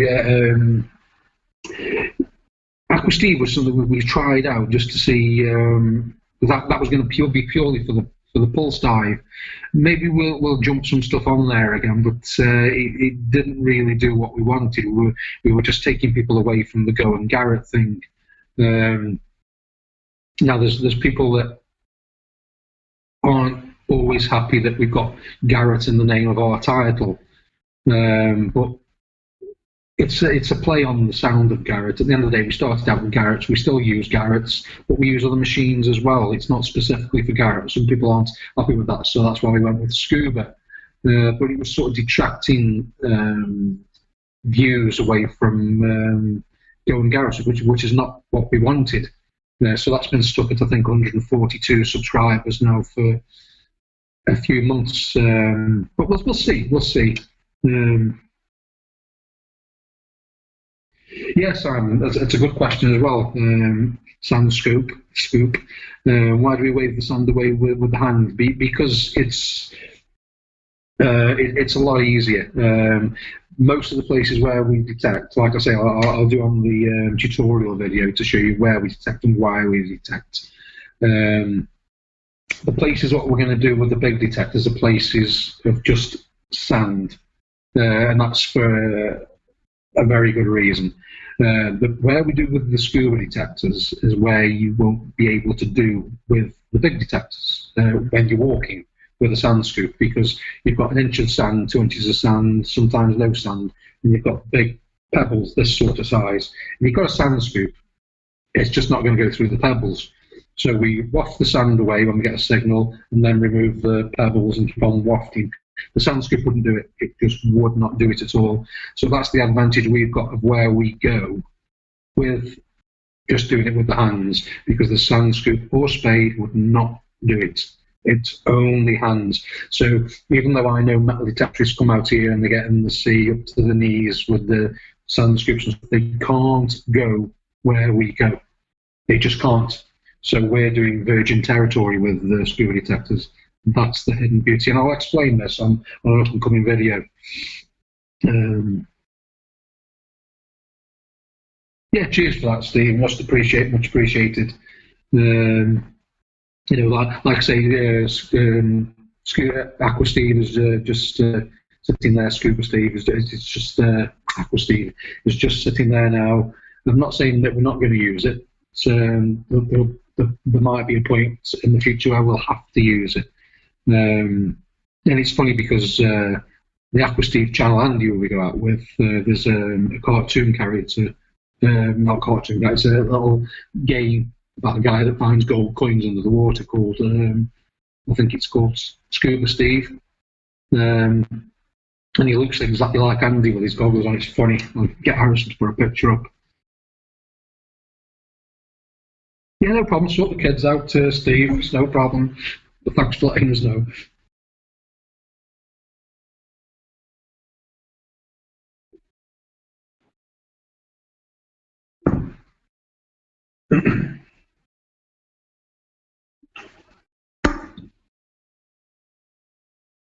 But yes, there's reasons, going back to Simon again, waving the sand away. It is for that reason. These areas can't be searched with a spade, a sand scoop, somebody standing in the sea with a pair of wellies on. They can't be done. So these people know that. We see them hit the areas where we go with the big detectors and the sand scoops. They get to that area, they turn around and walk back. They just can't do it. So that's the advantage. And you know that maybe this year I'll film me and Alan when we go out, or when Harrison comes with us. I'll get Harrison to film what we do before we go in the water. It's something that me and Alan do now through experience. We actually walk into the water feeling the seabed with our feet. And anybody that's sitting on the beach having a bit of a sunbathe and rubbing suntan cream on must look at like a couple of middle-aged blokes who've absolutely lost the plot. We're sort of shuffling the feet as we're walking along, side to side, you know, forwards to back, and we're feeling the stones between the sand. If we get more than 2 or 3 inches down with his toes, then we know that can be done with a detector, which means there's a chance that it can be done. We'll be looking for the stones under the sand because that's where everything gets trapped. So if you do go in the UK or anywhere else, and you're going in shallow waters, 2 feet deep, arm's length, these are the places you need to be. And I'm not just saying, well, that's from total experience. And just to prove that it does work this way, we've gone into the opener water where it's sand and just sand, no pebbles, and we've gone down and down and down, and nothing. The only signals we get there are big lumps of steel or anything like that, an old angle, something that's been dropped there. I think that all the time I've searched the open deep sand areas, I've only ever found one little coin. So that's the plan, to go out with the big detectors in those areas, not only snorkeling but standing as well. Next year we hope to get. We'll have waders maybe for the winter time and go wading out with the sand scoops, and also going 2 feet deep with the big detectors and just swinging across the sand areas. And just see what we come up with. I'm going to try to pronounce your name now. Galim Pelio Ambo. And I don't know what you've said there. What night?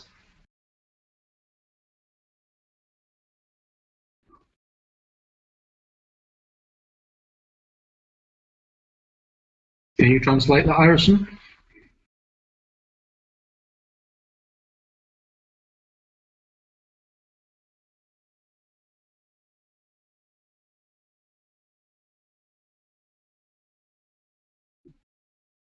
I definitely would, Aaron, get some waders. I have actually got some waders here now. These are all the plans I had now before I was due to go back to work that have all been shelved.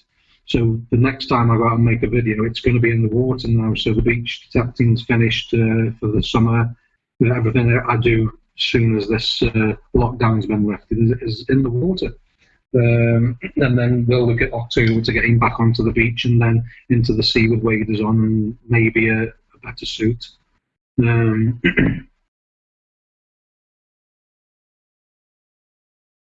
Webbed gloves, that's a good idea. Southern Cross, I'll have a look for some of them. Because I like to wear gloves anyway, and, because I don't know about yourself, but when I'm down there, we get that much broken glass.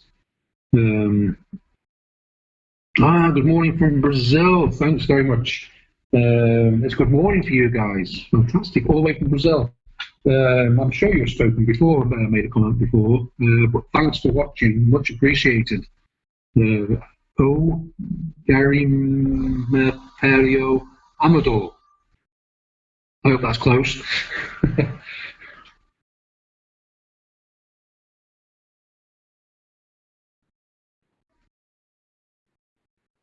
Actually, Andy we got with he bought some. What you buy your children, you put them on your children's hands. They're made out of plastic, and it helps them swim. It's a bit like flippers for the hands, and it helps them to swim and teaches them to swim. So he bought us a couple of pairs last year, and they were brilliant. They were really really good.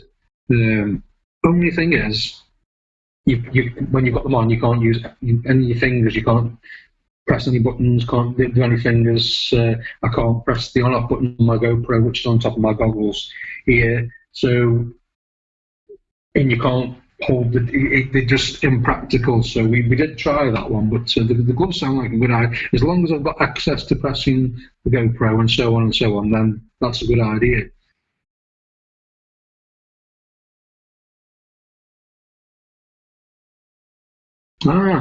So as long as they across, as long as they're flexible, and I can just use the fingers for pressing on. What you're saying could be a good idea. I'll have a look into that.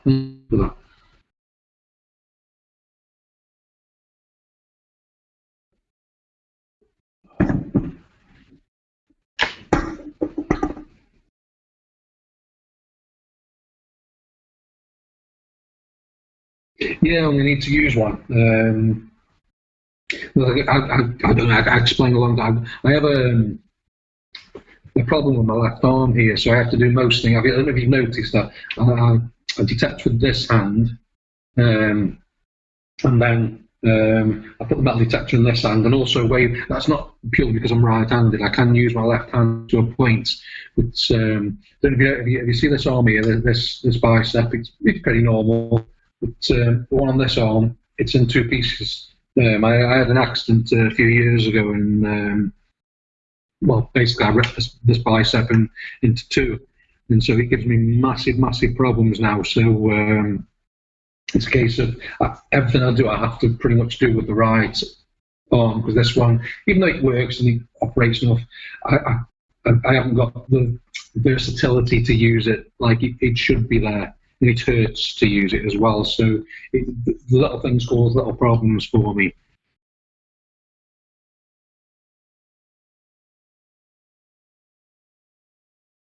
Yeah, I'll have a look at again Southern Cross. I appreciate what you're saying there, because what I use now is just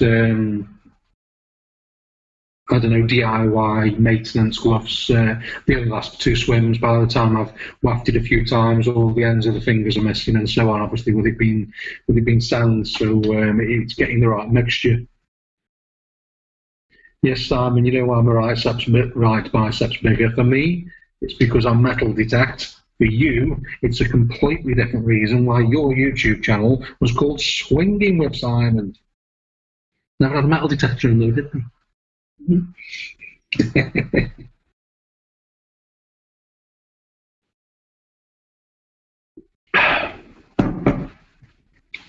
Oh dear. Cheeky boy Simon, as ever. You're coming across then, Simon? We asked this question last week, never got an answer. When you're coming across, detect with me. The conversation goes out to everybody as well.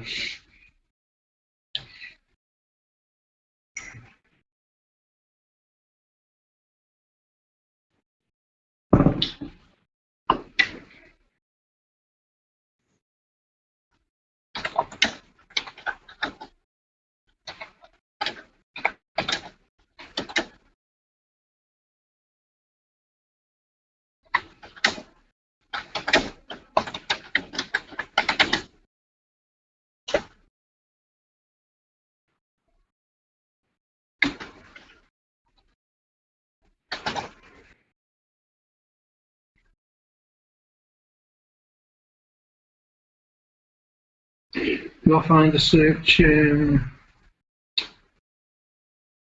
on drains my batteries quicker than a search underwater. No. I'll be honest with you, it depends on how cold the water is, because obviously when you're on land, the heat drains your detector quicker. But when you're in the water, the cold drains your detector quicker. I don't know the science behind it, that's just the way it is. But the pulse dive and the scuba detector, they both have a 10-hour battery life. So fully charged, 10 hours. I'm never in the sea for 10 hours, so when I bring it home, it just gets put on full charge and then put away till the next time. You know something, Aaron? You're absolutely spot on with what you've just said there. It does sound like a typewriter, because I've got a laptop where I've got a keyboard plugged into the laptop. When I moved here 3 years ago, going off topic again, when I moved here, we stopped in a house that had got so much damp in it, and I mean incredible amounts of damp. It destroyed my laptop and a couple of one of the cameras that we had, a Nikon camera. The damp got inside and destroyed them, and it did the keyboard in on my laptop. My laptop's not too bad on my keyboard now. There's only a few keys that are not working. I keep the laptop in the bag with rice in it just to keep the damp away, even though I don't get much back. But yeah, that is it's a cheapo keyboard I've got plugged in. Well spotted, Detective Aaron.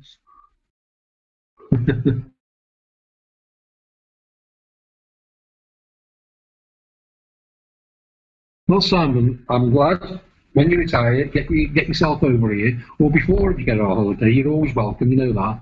And we'll get a bit of detecting done. You're always welcome. But I missed out on something there.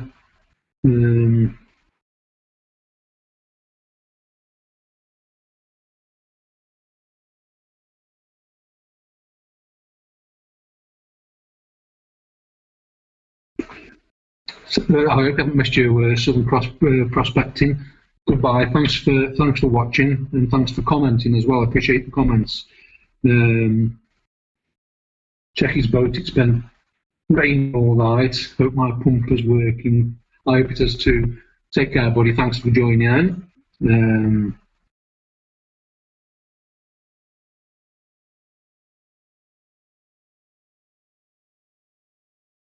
Welcome back, Steve.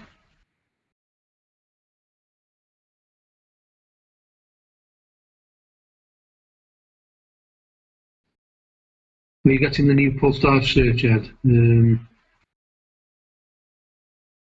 Yeah, we're after. I want to get in touch with them. So yeah, if you want to throw me the contact details up, so really that's going to be my main tool for the summertime. And now I realise they got the new 8-inch search coil out. That's what I things jumping off the table. That's what I'm after, Aaron.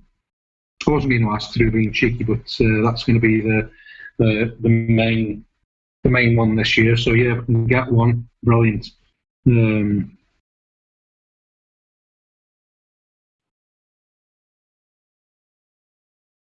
Are we still talking about search coils, Aaron?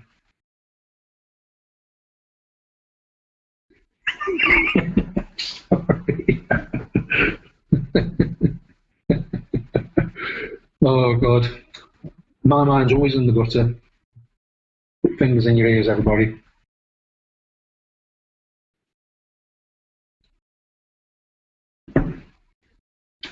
I'm on the telly. Somebody's watching me on the TV. God, man, has seen this face on a 42-inch TV. Oh, dearie me.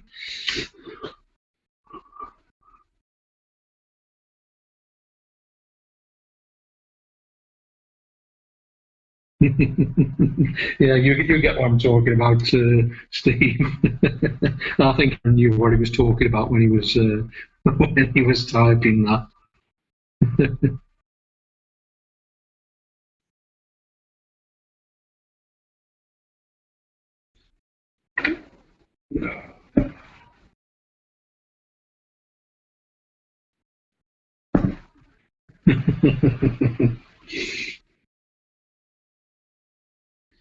Maybe one of you guys maybe next week, if you wanted to, come and join me live, and we can have a split screen. One of you guys, and we can sit and have a chat together. Aaron or Steve, etc. Anybody, if you want to, give us a thumbs up, and we can arrange it for next week and have a chat about metal detecting. And then the week after, somebody else, so we can have a little bit. If you're up for it, let me know, and we can just split the screen down the middle and have a little chat, talking to each other like that. If you're interested, would be a good idea.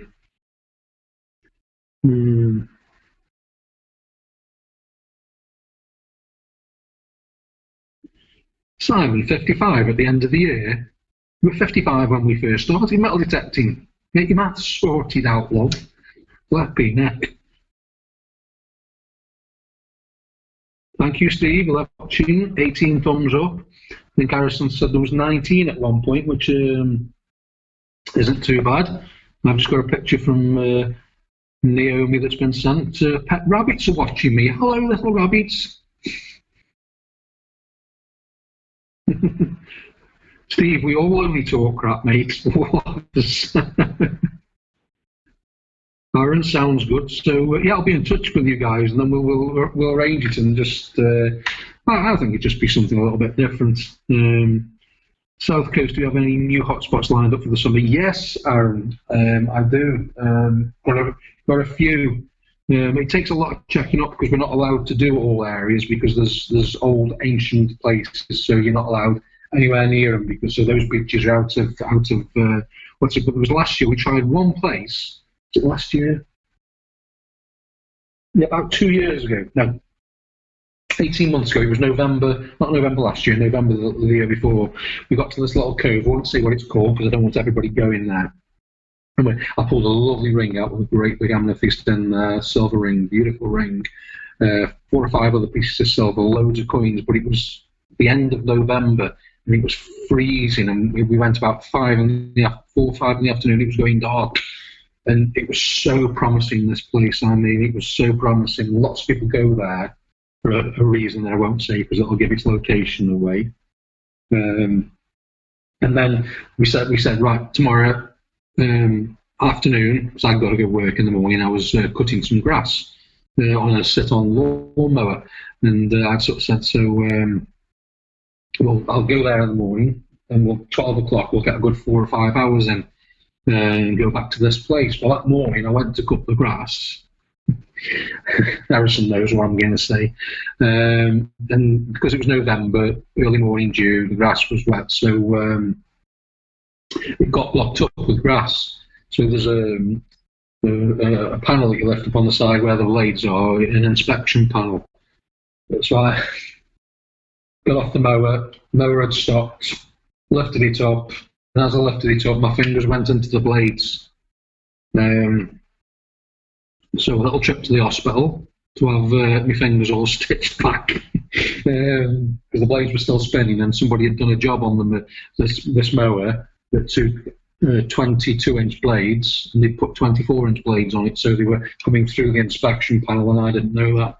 So fingers in, wham, wham, wham, wham. And so we didn't get to a hotspot the next day, and I've not been back there since. The plan was to do it over this next couple of weeks, and now we're under it again. So that's the first place we're going to go.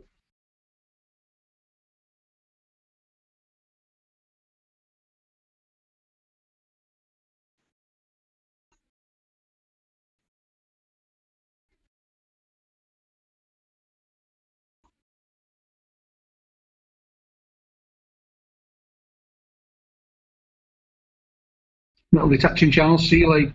I've missed you again. I was up the chat. Yeah,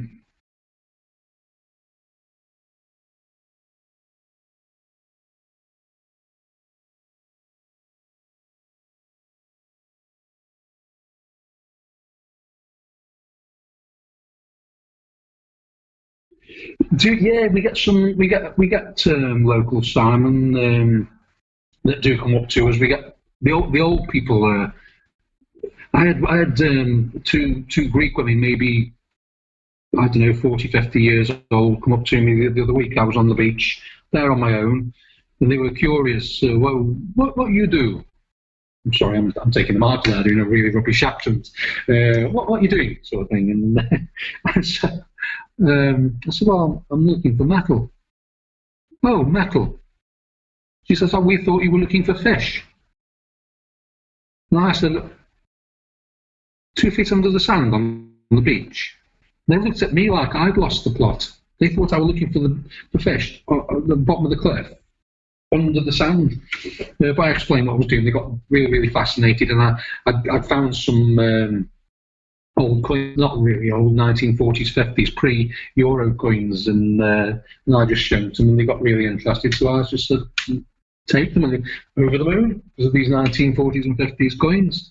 Maybe, I don't know, maybe they're worth a fortune, but yeah. And then you get some old people that like, oh, you can't do this, you can't do this, and it's like, well, we can. It's not against the law like a lot of people think it is. Years ago, it was completely against it, but they've been changed. As soon as you show them that it's legal, but a lot of people just get wonderfully drawn into what you're doing. They're just interested to see the coins that they were spending when they were kids, and so they get fascinated, and they're not worth anything. So I always give them the coins that I found, and they love it. They go home that night, probably say to the husband or wife, "Oh, look, I have a whatever it says from 1928." And just makes them happy as well at the same time. Yeah, I know South Coast with the fingers, the lawnmower, and do you know what makes it so much worse? So much worse. It's the second time I've done it in my lifetime. Put my fingers under a lawnmower. One time was this hand. The other time was this. I've got all the scars down my fingers and everything. I've got the fingerprints missing off this hand because I took them off that way. Yeah, very, very painful and very stupid. Yeah, stuff except the lawnmower was turned off. But obviously, because it goes at such fast RPM, the blades were just still spinning at high rate, even because as soon as, I don't know if you've ever driven one of these tractor mowers, as soon as you get off the seats, it's a safety thing, it puts everything out. So because I got off and stuff, the blades shouldn't have been where they were in my defence. They put too long a blade on there. But anyway, and then the guy's house whose grass I was cutting, he went all faint, thought he was being passed out, and I said, well, can you take me to the surgery? I need to, obviously, because it was like a scene out of Bottom of Red Mail. There's blood going like this everywhere. It's just, and he's like, no, I can give you a tea towel. So I had to drive myself, slowly draining of blood, to the surgery to get everything stitched back together. I actually lost nearly 2 pints of blood that day. A lot of blood.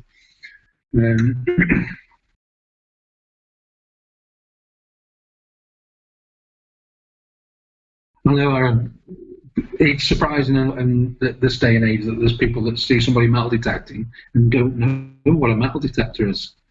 I have been magnet fishing a couple of times here, and people don't get that a magnet will not stick to silver or gold. They don't get that. But then again, Why would they? I don't know. I just know magnets don't attract silver or gold, but some people just imagine all metal is the same.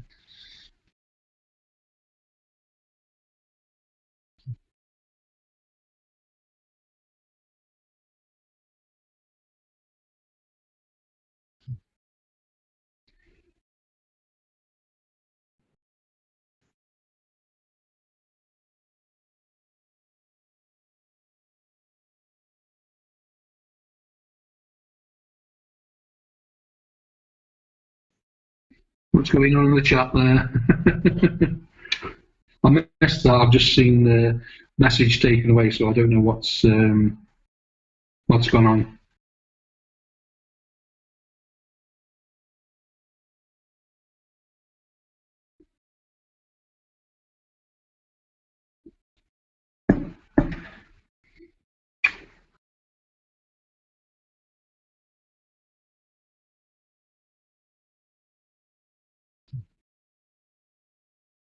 Yeah, thanks. I'm okay now. It's just a strange thing to do it twice, but it's just one of those things.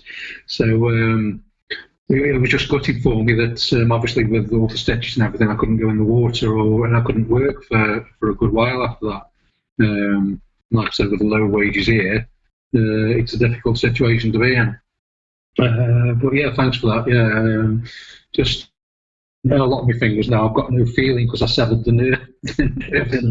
So probably if I did catch my hand on some sharp glass under the water, I probably wouldn't feel it anyway until it starts bleeding.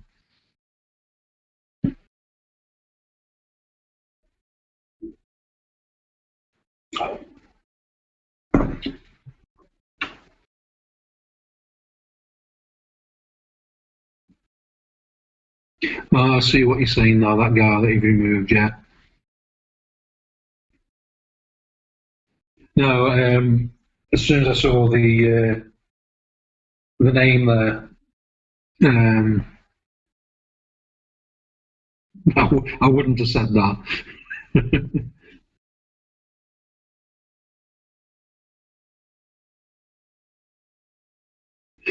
I'm sure, Aaron, we all find a way. I think we love metal detecting so much that there will always be a way. In fact, it's funny you should say that. I was joking with Alan yesterday.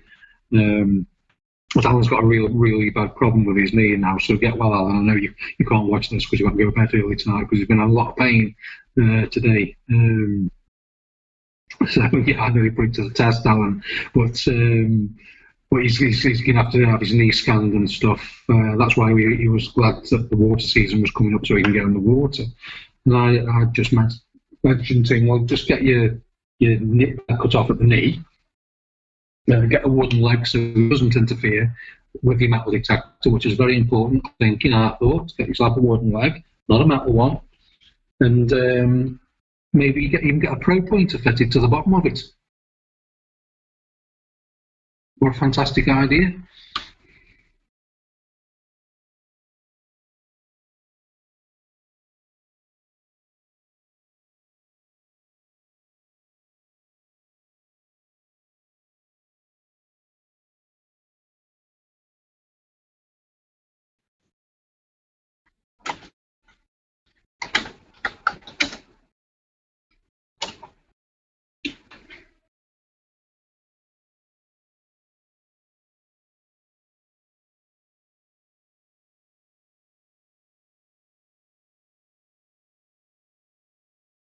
I was just reading the comments.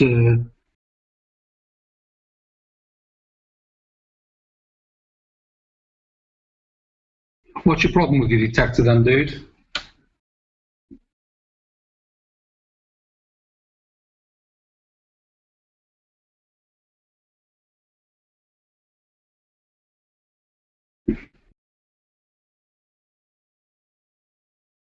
So what's the problem with it? Is it not working or?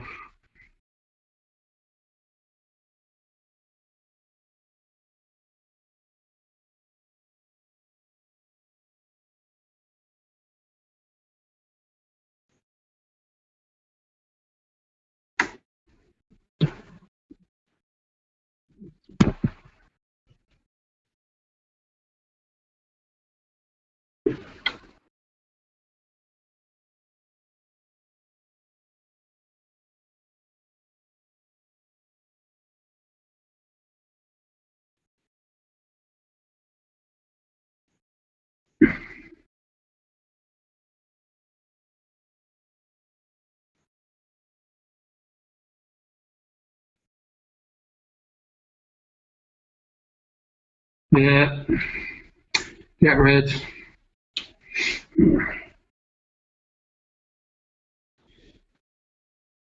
Just got to go to the little boy's room, so if you want to put the screen on hold, I'll top a beer up at the same time.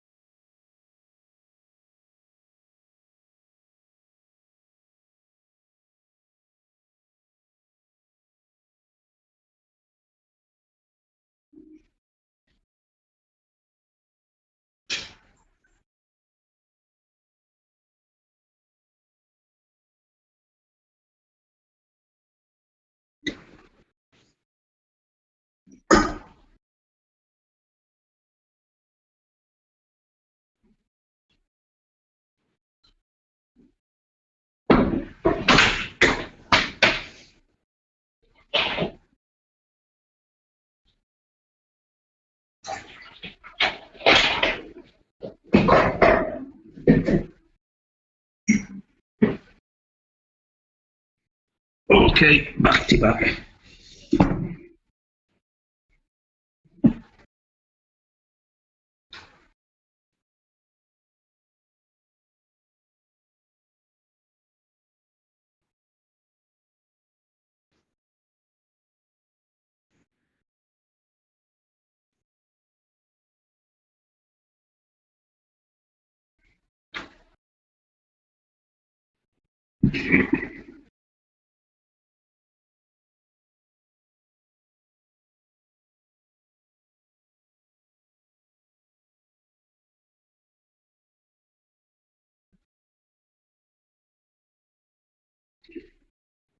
That was a strange one.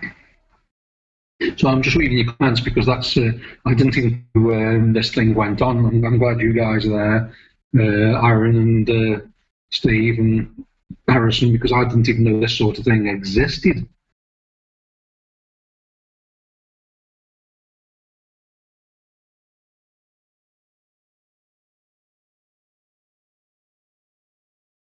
So this goes on for what reason? Why do people do this?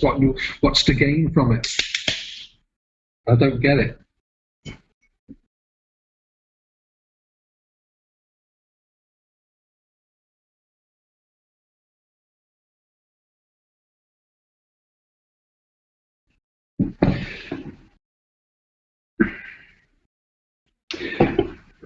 Thanks, Steve.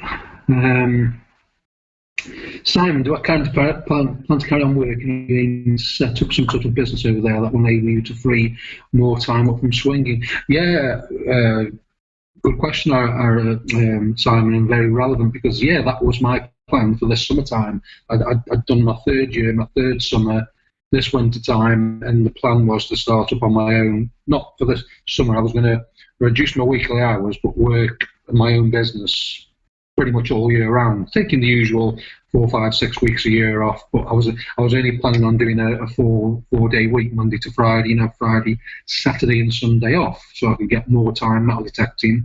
But even on the 4 day week, it was only going to be till 8 in the morning till 3 in the afternoon, so I could still get afternoon detecting in. But with this lockdown and everything that's gone on, it's completely thrown all that out the water. So I'm going to have to do another summer now and try and get everything back together and try again for next year. It really has messed my plans up as a whole in a big way. But hey ho, it's life, I suppose, isn't it?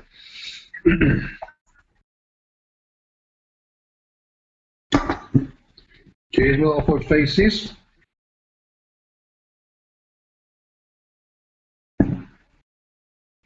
You do it for kicks. I know. I don't get that. It's the same as the guy I said earlier on that commented on a video from 3.5 years ago and just called me a moron. It's like you've taken the time out to go and jump on a video that you've obviously got no relation with at all.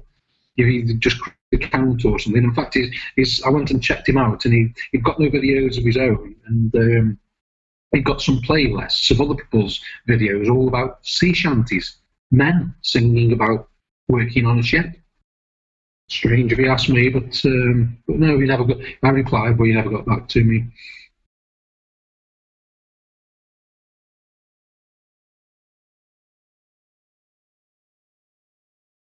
Yes, Aaron, they're probably just sitting there in the Y-fronts and in the bedroom, 50 years old, still living with the mum and dad.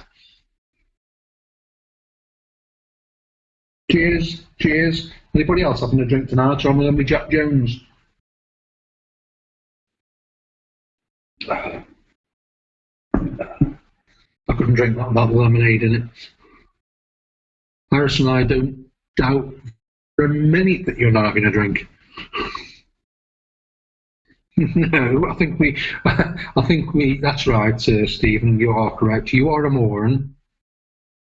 I'm a fudging moron. Okay, I get you. Okay? We're trying to do the Spartacus things. No, I am a Spartacus. No, I am a moron.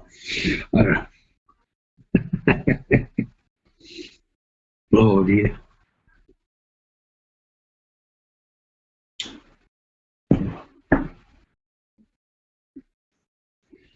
So I think pretty soon, and I can't believe the time. Over 2 hours have been on now. It's 1:20 in the morning here now. So have a bit of a chat for 5 minutes, and then I think we're going to have to head off because I've got neighbours and it's getting late, and I know my voice carries. People do say it does carry. Oh, but Aaron's on roller cola. Have you got anything in your roller cola though, Aaron? Have you got a vodka in it?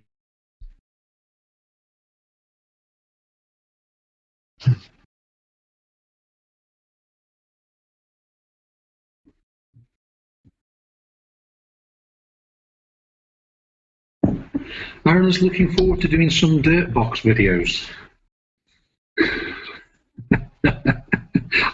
Like Steve said, I'm sure you're on the wrong channel, Aaron.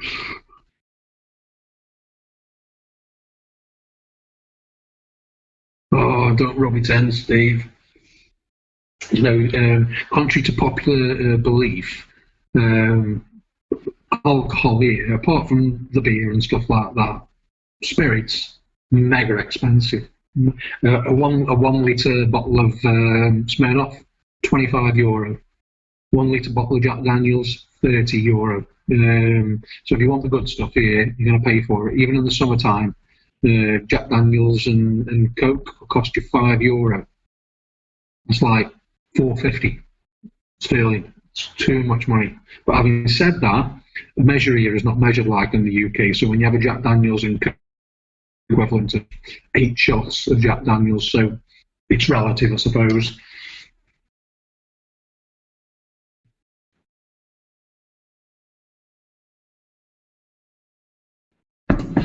Well, Steve, I've got it still, and I've got wine, white wine, red wine, and I've got some drink that Andy's who comes out with his girlfriend bought from the Czech Republic after Christmas, something that tastes a bit like medicine, but it's 37, 38% proof, so I drink that. Yeah, you know what it's like here, don't you? It's very expensive for alcohol here.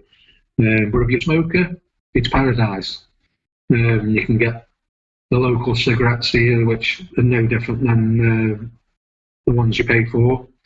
I think 20 of them is €2 for a pack of 20. So that's £1.80. But I aren't a smoker, so I don't gain from it.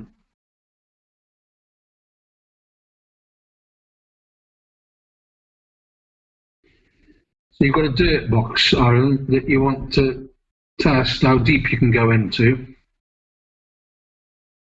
and make some videos. Is that what you're saying? You've got an 80 litre dirt box full of dirt. You can test it with your vibrating machines and make videos. Still not convinced it's metal detecting. I would never pay £5.50 for a bottle of beer, Finland or anywhere. Because let's face it, it's not going to get you drunk.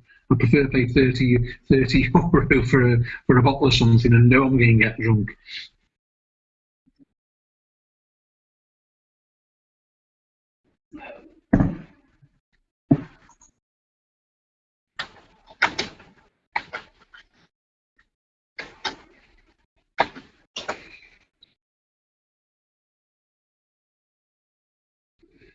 See, Aaron, this is why we should be doing more metal detecting videos together, because wavelength where you are, wavelength where I am, it's exactly the same.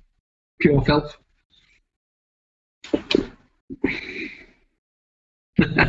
Show your time out, Aaron. Simon, if you don't drink, I'll change my name to Penelope. You don't drink. Drink like a fish.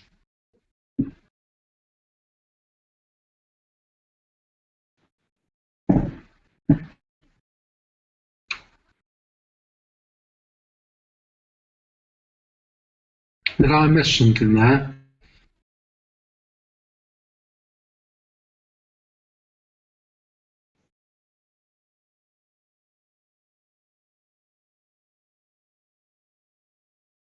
I didn't even see that one. You guys are so fast.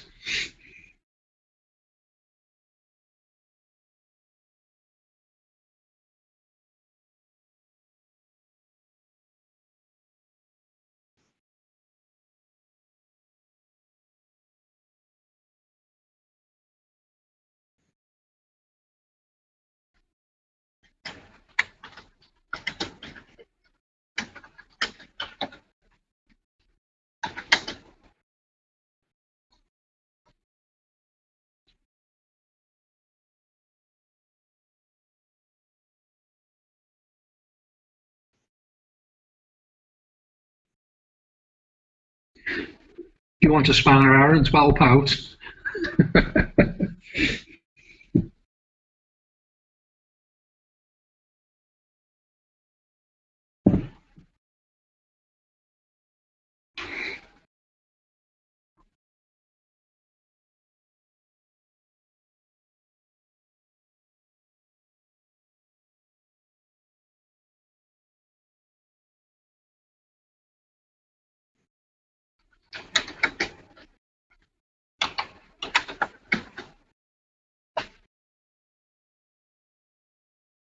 I can't believe these people are doing this. It's just, it's the most bizarre thing.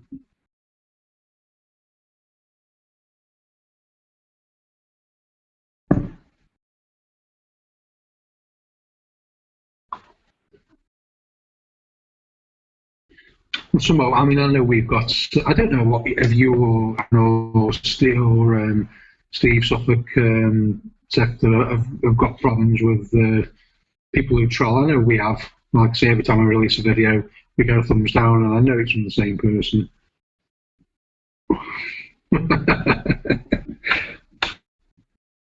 I think South Coast Detecting and Suffolk sector love each other. What do you reckon?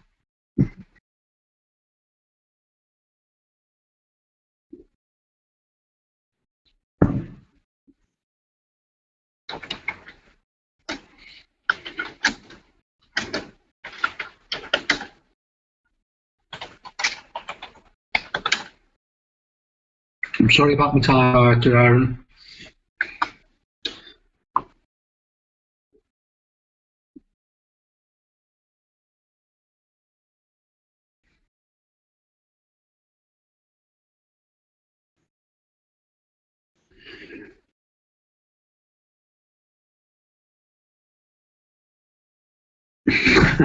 You, Steve's here.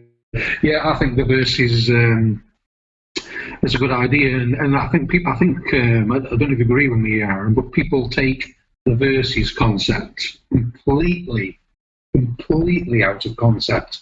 But like I said last week when we did the 250 against the Knox 600, it wasn't serious.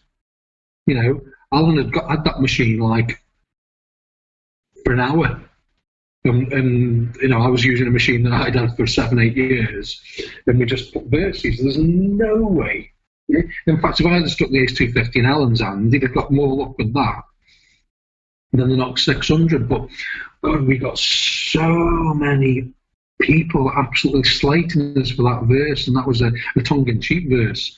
But I know that if I do a pulse dive against Scuba Detector, it's not a versus to say this is better or this is worse. It's just to say, well, this one will go down 6 inches,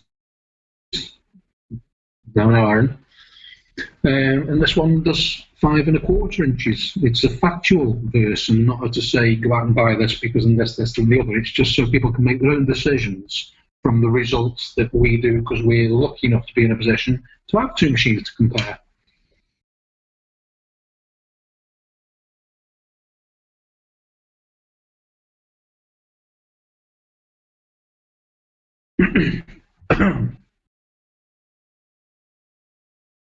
So long we've been on now, Aaron. Yeah, Harrison. I need to stop talking in blue as well, because all you people with spanners are talking.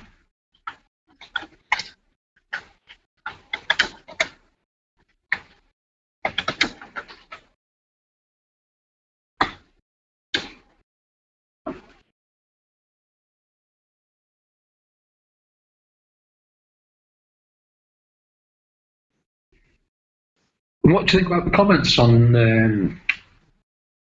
these, Aaron? Did you get much thumbs up, thumbs down, or comments? Because we get some when we do a versus one. Seriously, we get some bad people coming on.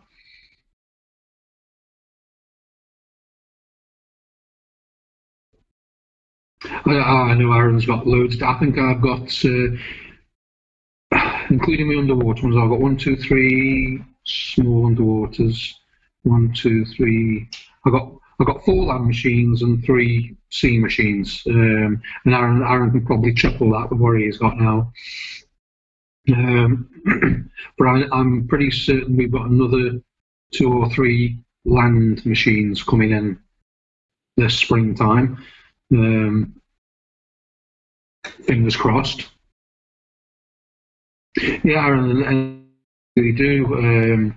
Remember, I'm just trying to remember a guy's name now. He did. I don't remember when the Scuba Detector first came out. The orange one that I used, there was a yellow one with a little round head on it, and he did a test on that. I think he metal detects, and God, I'm trying to remember his name. He metal detects in Vietnam or Thailand or somewhere. I can't remember his name. When he did a video comparing, and it was just an honest video. This goes this deep, this goes that deep. The battery in this one lasts this long, the battery in that lasts. I mean, he's got a good video, 30, 40,000 views on it, but the comments underneath, I don't know why we have to take the amount of flack that we take off people. I really don't.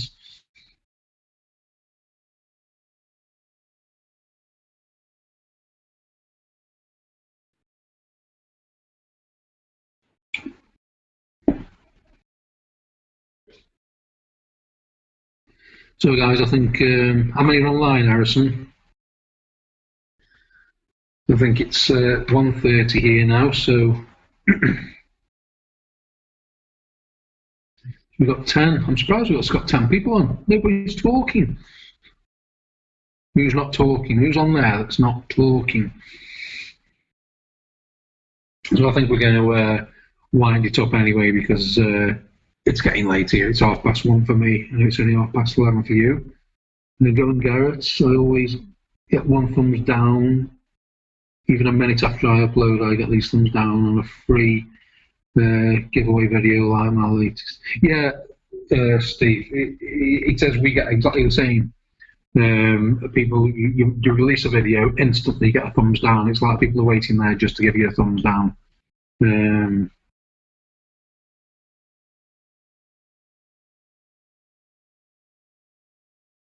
Yeah, the best way to be, Aaron. We've had some really nasty people on here. Good night, Naomi. We've had some really, really nasty people on here. And like I say, I just say to Harrison, delete and block. It's the only way to deal with it, because at the end of the day, I don't think we're doing anything particularly nasty here or bad here. We're just providing not even a service. I mean, like now, if people can't get out, we're all watching people that are able to get out and enjoying what they do. We're helping people like Aaron and myself. We're helping to choose. I mean, I'm sure Aaron's had many messages, the same as we've had. So many people have bought, for example, the Nocta Macro. We get so many messages saying that people have bought the Pulse Dive because of us, because of watching the videos. And I'm talking lots and lots. And as far as the Garrett Ace 250 go, I reckon it goes into the hundreds, if not thousands, of people that have messaged me directly to say they bought the Ace 250 off the strength of watching our videos. And I mean a lot of people. And they do. I don't mention it on video. I don't say it on video. I've even thought of saying to Harrison, like, sort of screen saving the comments and saving them just to show, like the Pulse Dive. I reckon last year alone, I think personally we had 100 comments over the channel that people had bought the Pulse Dive just because of watching our videos, which to me is really, really nice.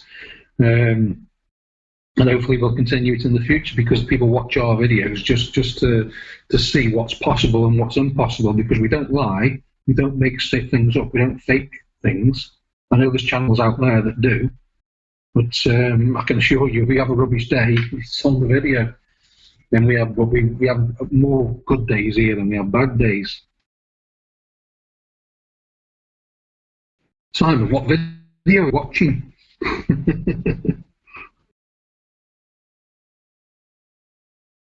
That's the point in it, Aaron. We're doing we're providing a service. Well, cheers for that, Aaron.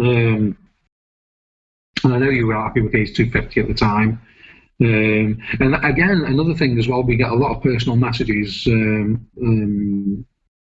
like the person that messaged earlier on this live stream tonight, asking questions about they were having problems with the full signal after 250, and I just said a few things. They possibly could be power lines, and they live next to power lines, so they're happy now. That's the problem. And I think we provide a service, a go-to service, because it's wonderful in doing a Garrett machine and getting a DVD. That DVD tells you how to use the machine, and that's it.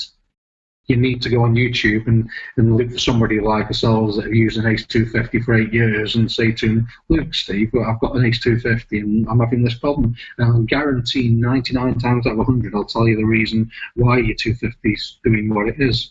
And the same as Aaron will do with the Vanquish or the Simplex. And the longer you use these machines, then the better you'll get explaining the pros and cons of them.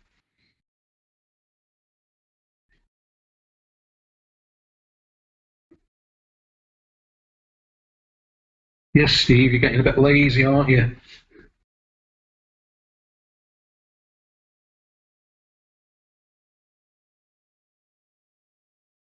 Yeah, I've got a lot of plans, the same as you, Aaron, now over the next few weeks to get some videos up. I've got all these machines here, and I'm going to. Like you say, showcase them, because I'm going to do a couple even on the Ace 250, because I still think for price-wise, and they still go for a good price on, in the shops, it's still 220, 230 quid new, brand new. It's still a machine, and I will challenge anybody to. I'll put the 250 up against any machine around the same sort of price. And then the same with the I've got issues with some machines, but I won't put the issues online as such. I prefer to say nothing that say something on the problems, but obviously you've seen me with the Orange Pulse Dive. That's been a really, really, really good machine to me. But but at the moment it's got some major issues. I've had to say online that because I can't say to people go and buy this machine, it's 150 quid, when it's got a couple of issues which I have actually been in touch with the company that makes them and told them about the issues, and they said now they bought them a new machine out, they've resolved them. So we shall see. But I certainly won't recommend something that wastes people's money. Hello, Shelley. My most starter machine was the H250, and I now use the Equinox 800 almost exclusively. I mostly beach hunt in South Texas. My son park hunts with his H250 in South Africa. Yeah. I've heard the new Garrett's coming out soon. I mean, the 800, Alan, who I detect, well, he's wanting to upgrade from the 600 to the 800. So if anybody wants to give him any advice on that, I don't know anything at all about the Knox 600 or 800. I know it's a very good machine, and Alan's picked it up really well, and it finds stuff in the water, out of the water, wet sand, dry sand. It's fully waterproof, and he's got the waterproof headphones with it, so we'll be taking it for a swim this summertime. So fingers crossed.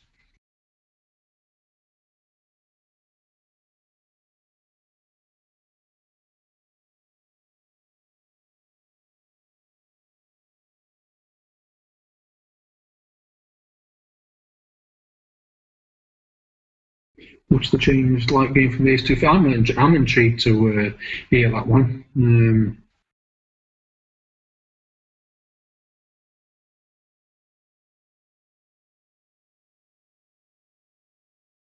I'm still learning the AT Pro, which again compared to the Ace 250.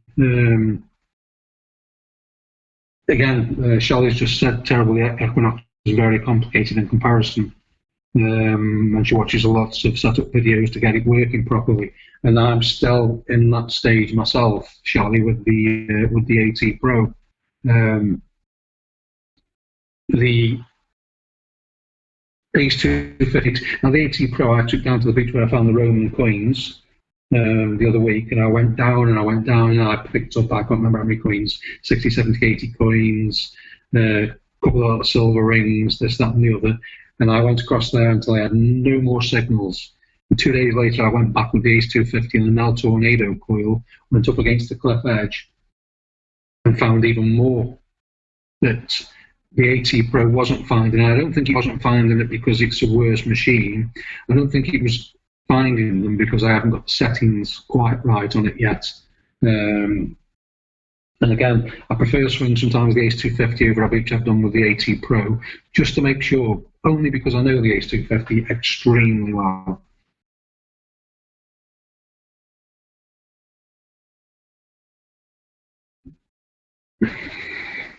So guys, how many people are watching now? I'm just waiting to see if it goes down into single figures, and then if it drops below 10, then nobody's interested, and then I'll shoot off.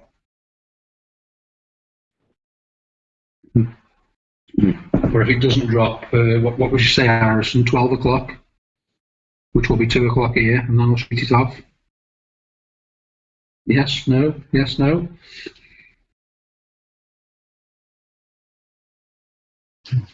Okie dokie.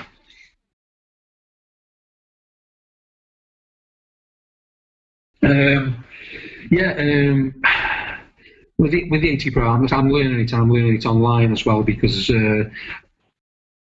it's all well and good learning it in the garden here, but I'm not going to get on the fields with it anytime soon. So for me, I need to be learning it on a beach because it's completely different, and I've got to try and learn.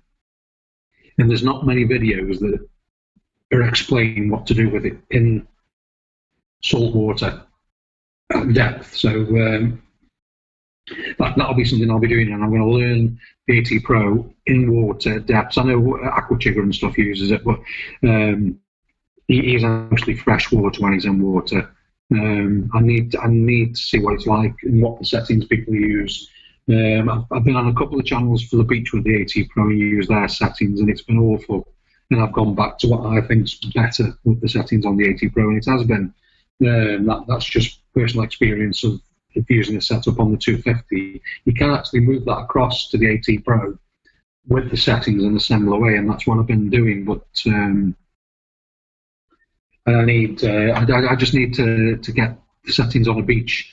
Detecting fields here with the AT Pro is never going to happen. So to do the garden, for me now at the moment, I just prefer to study up on other things.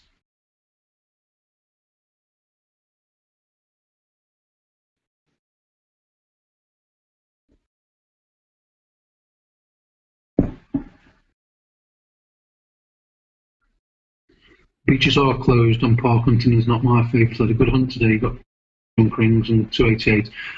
Shally, I always say a ring's a ring, it doesn't make any difference at all. I'm happy to find a ring. I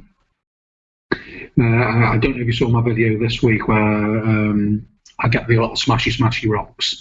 These things, 99 times out of 100 have got 10 cents, 5 cents, 1 cent inside them. But I had a little silver and gold ring out of one this week, so I always bring them home.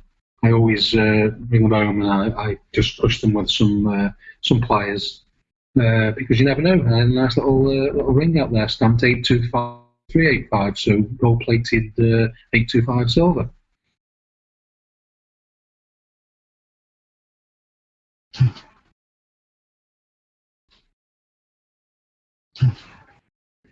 9 watching and 23 thumbs up. What I'm going to do, it's 1:45 here now at 2 o'clock. So as we crawl up the time till late, till 2 o'clock, we'll start drawing to a close, and I'll definitely begin at 2 o'clock.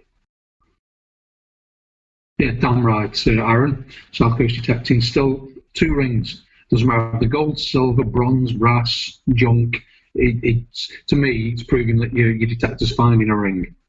You know, there's a slight difference I'm learning on the AT Pro. You've got 51, 52, 53 generally is a ring pull. That's what I'm finding. 54, 55, 56, 57 is silver up to gold. On the AT Pro, on these beaches with this mineralisation, that's what I'm finding. So I get excited when it starts ringing up 55, 56, 57, because I'm pretty certain it's going to be a ring. And that's what I like about the numbers on the AT Pro. You kind of knowing what a €2 coin is, a €1, 50 cents. The numbers are pretty spot on, the same as the 600 and the 800 Minelab. Exactly the same thing. When I'm out with Alan, he knows exactly what he's digging before he's dug it.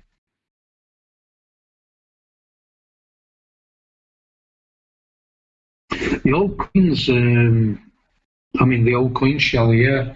I never thought I'd find the stuff I'm finding here, especially on the beach. I've got a coin that can't be identified by anybody at the moment, which is really annoying me. And the hammered coins that I'm finding on the beach here, the Venetian hammered coins from 1680s, are amazing. I find that I never expected to get.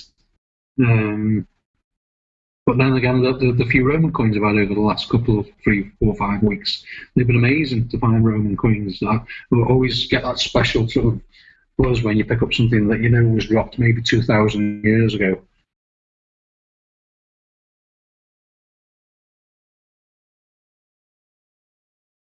Yeah, 180 Felix de Winter, Steve. I stay in touch with him every now and again. I'd love when I'm down that way, down the south coast, which I'm like I said earlier on, I would love to get across the UK this October and take full advantage of knowing people in the UK. And have a bit of a meet-up if we can at some point. Aaron, if I can update my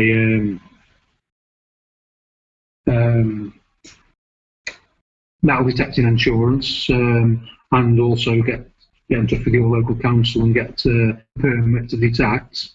And then we could all have a little meet up down your end and go for a little day's hunt, if you're up for it. Sort of October, November, which is going to be the next time.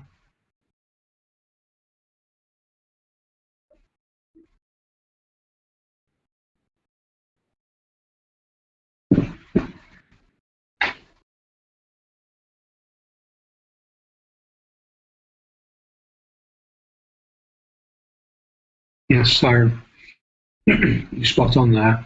People love the beach hunters.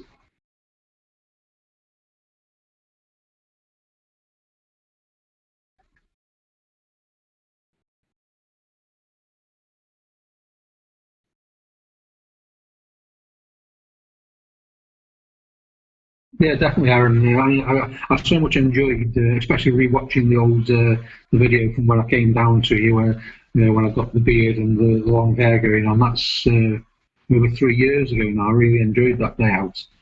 Because you got lovely kids and a lovely nature yourself, so we had a good day out. I properly enjoyed that. And we can throw all those dirty metal detectors and Wellington boots in the back of Steve's Merc. Yeah.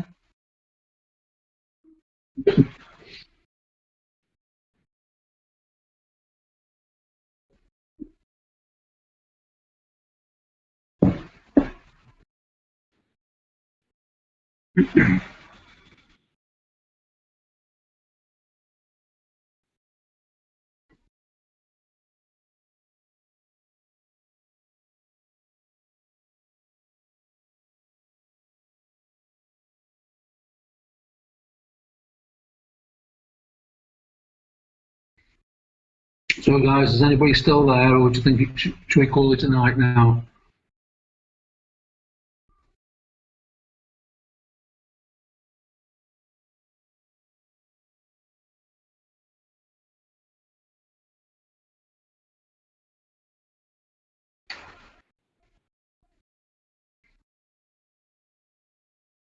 What's the oldest thing you found on the beach, Aaron? Just out of curiosity.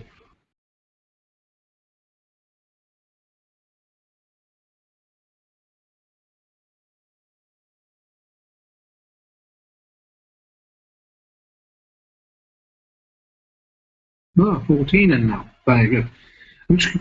Um, I mean, you all know the oldest thing I've found on the beach being the Roman coin, and the coin that's been unidentified, so I don't know how old that is.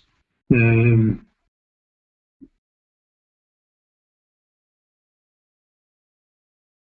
that's no problem, Milan. Don't worry about it. The fact that you're here is not a problem. We'll be getting off soon anyway. But thanks for joining us, buddy.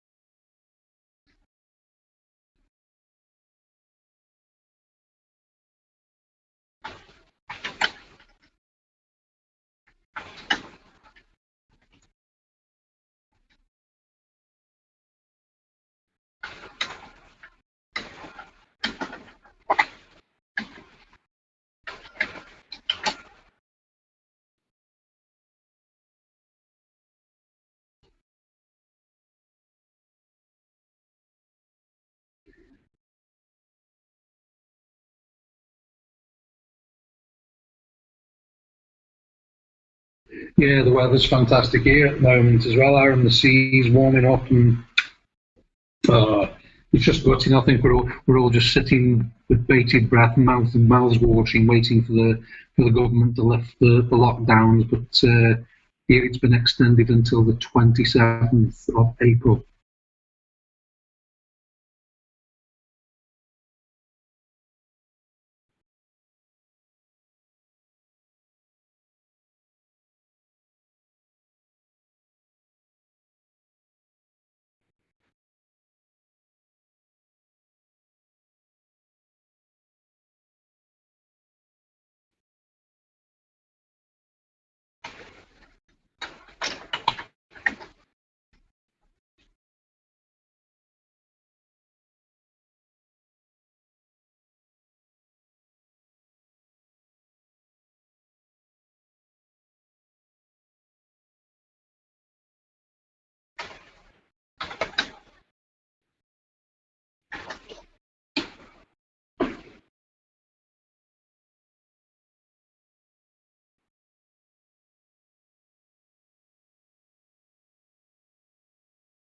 World War Two bullets, though, Aaron.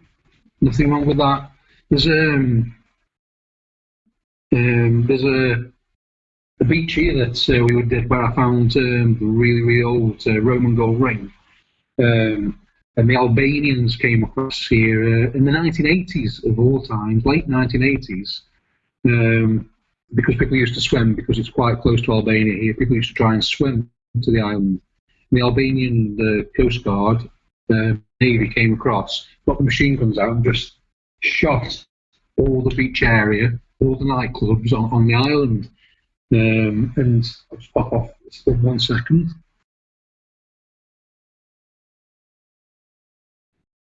And so when we detect, we're finding stuff like this.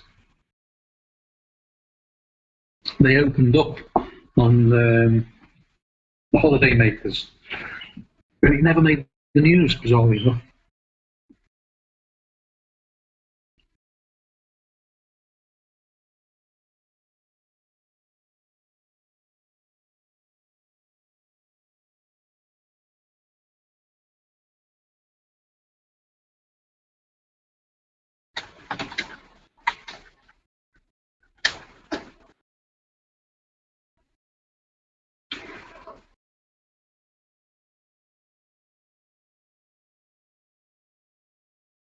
What do you mean by old guys, Shelley? Are we all old?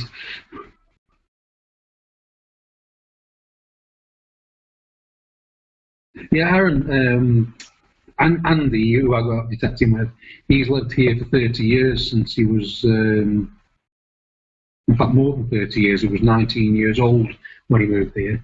And yeah, they came in and just shot up. So when we go detecting there, and we've had so much luck, we find rings and rings and rings, but so many 2-2 bullet casings and so on and so on. This wasn't from that period of the 1980s. This is actually 1940s. This is Second World War. But I'll go down and I'll find 50 of these. And it's amazing. Even when you're using a scuba detector, you'll find rings in between them. I mean, I just kept that one because it was in pretty good nick. I'm going to shine it up and use it as an ornament. But yeah, find lots and lots and lots of them. And some of them are still alive.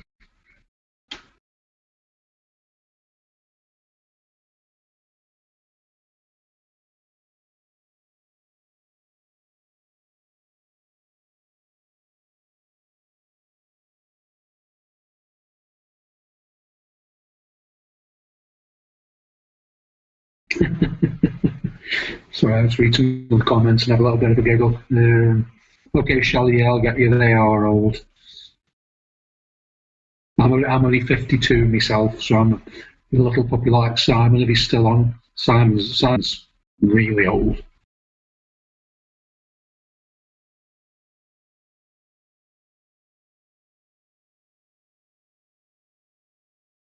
There's where I found this one. There's a couple of old placements on the beach, the concrete things with the support for that. So I imagine they were anti-aircraft, something like that, that was there. We had to move away from one spot because it was just full, full of these things. I mean, literally thousands of them. So we had to move away from there.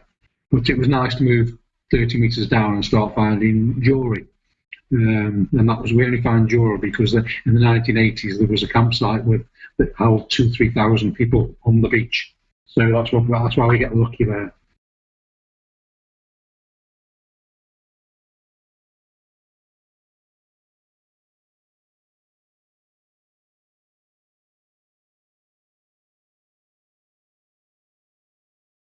We're all giving each other's ages away now. How old are you, Aaron? You're the only one not to say. I'm 52. GoAndGarrett's cameraman Harrison there is 23. Suffolk Sifter is 60. Harrison's still in pull-ups.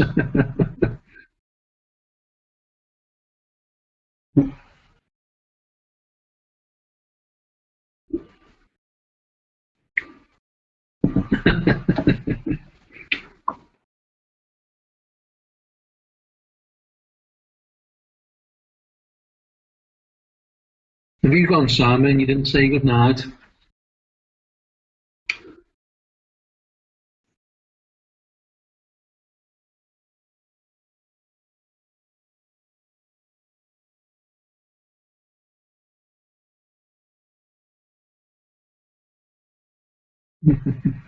42. So you weren't even 40 when we met up, Aaron. You were a little baby, weren't you? Bless.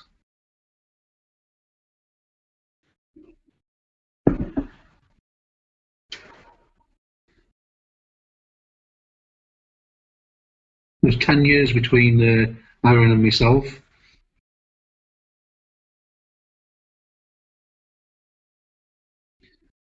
Anyway, guys, it's now 1:59 a.m. here, so I'm going to call it a night. Say good night. I so much appreciate you all coming and joining in. We'll be in touch about doing a live stream where we can do a split screen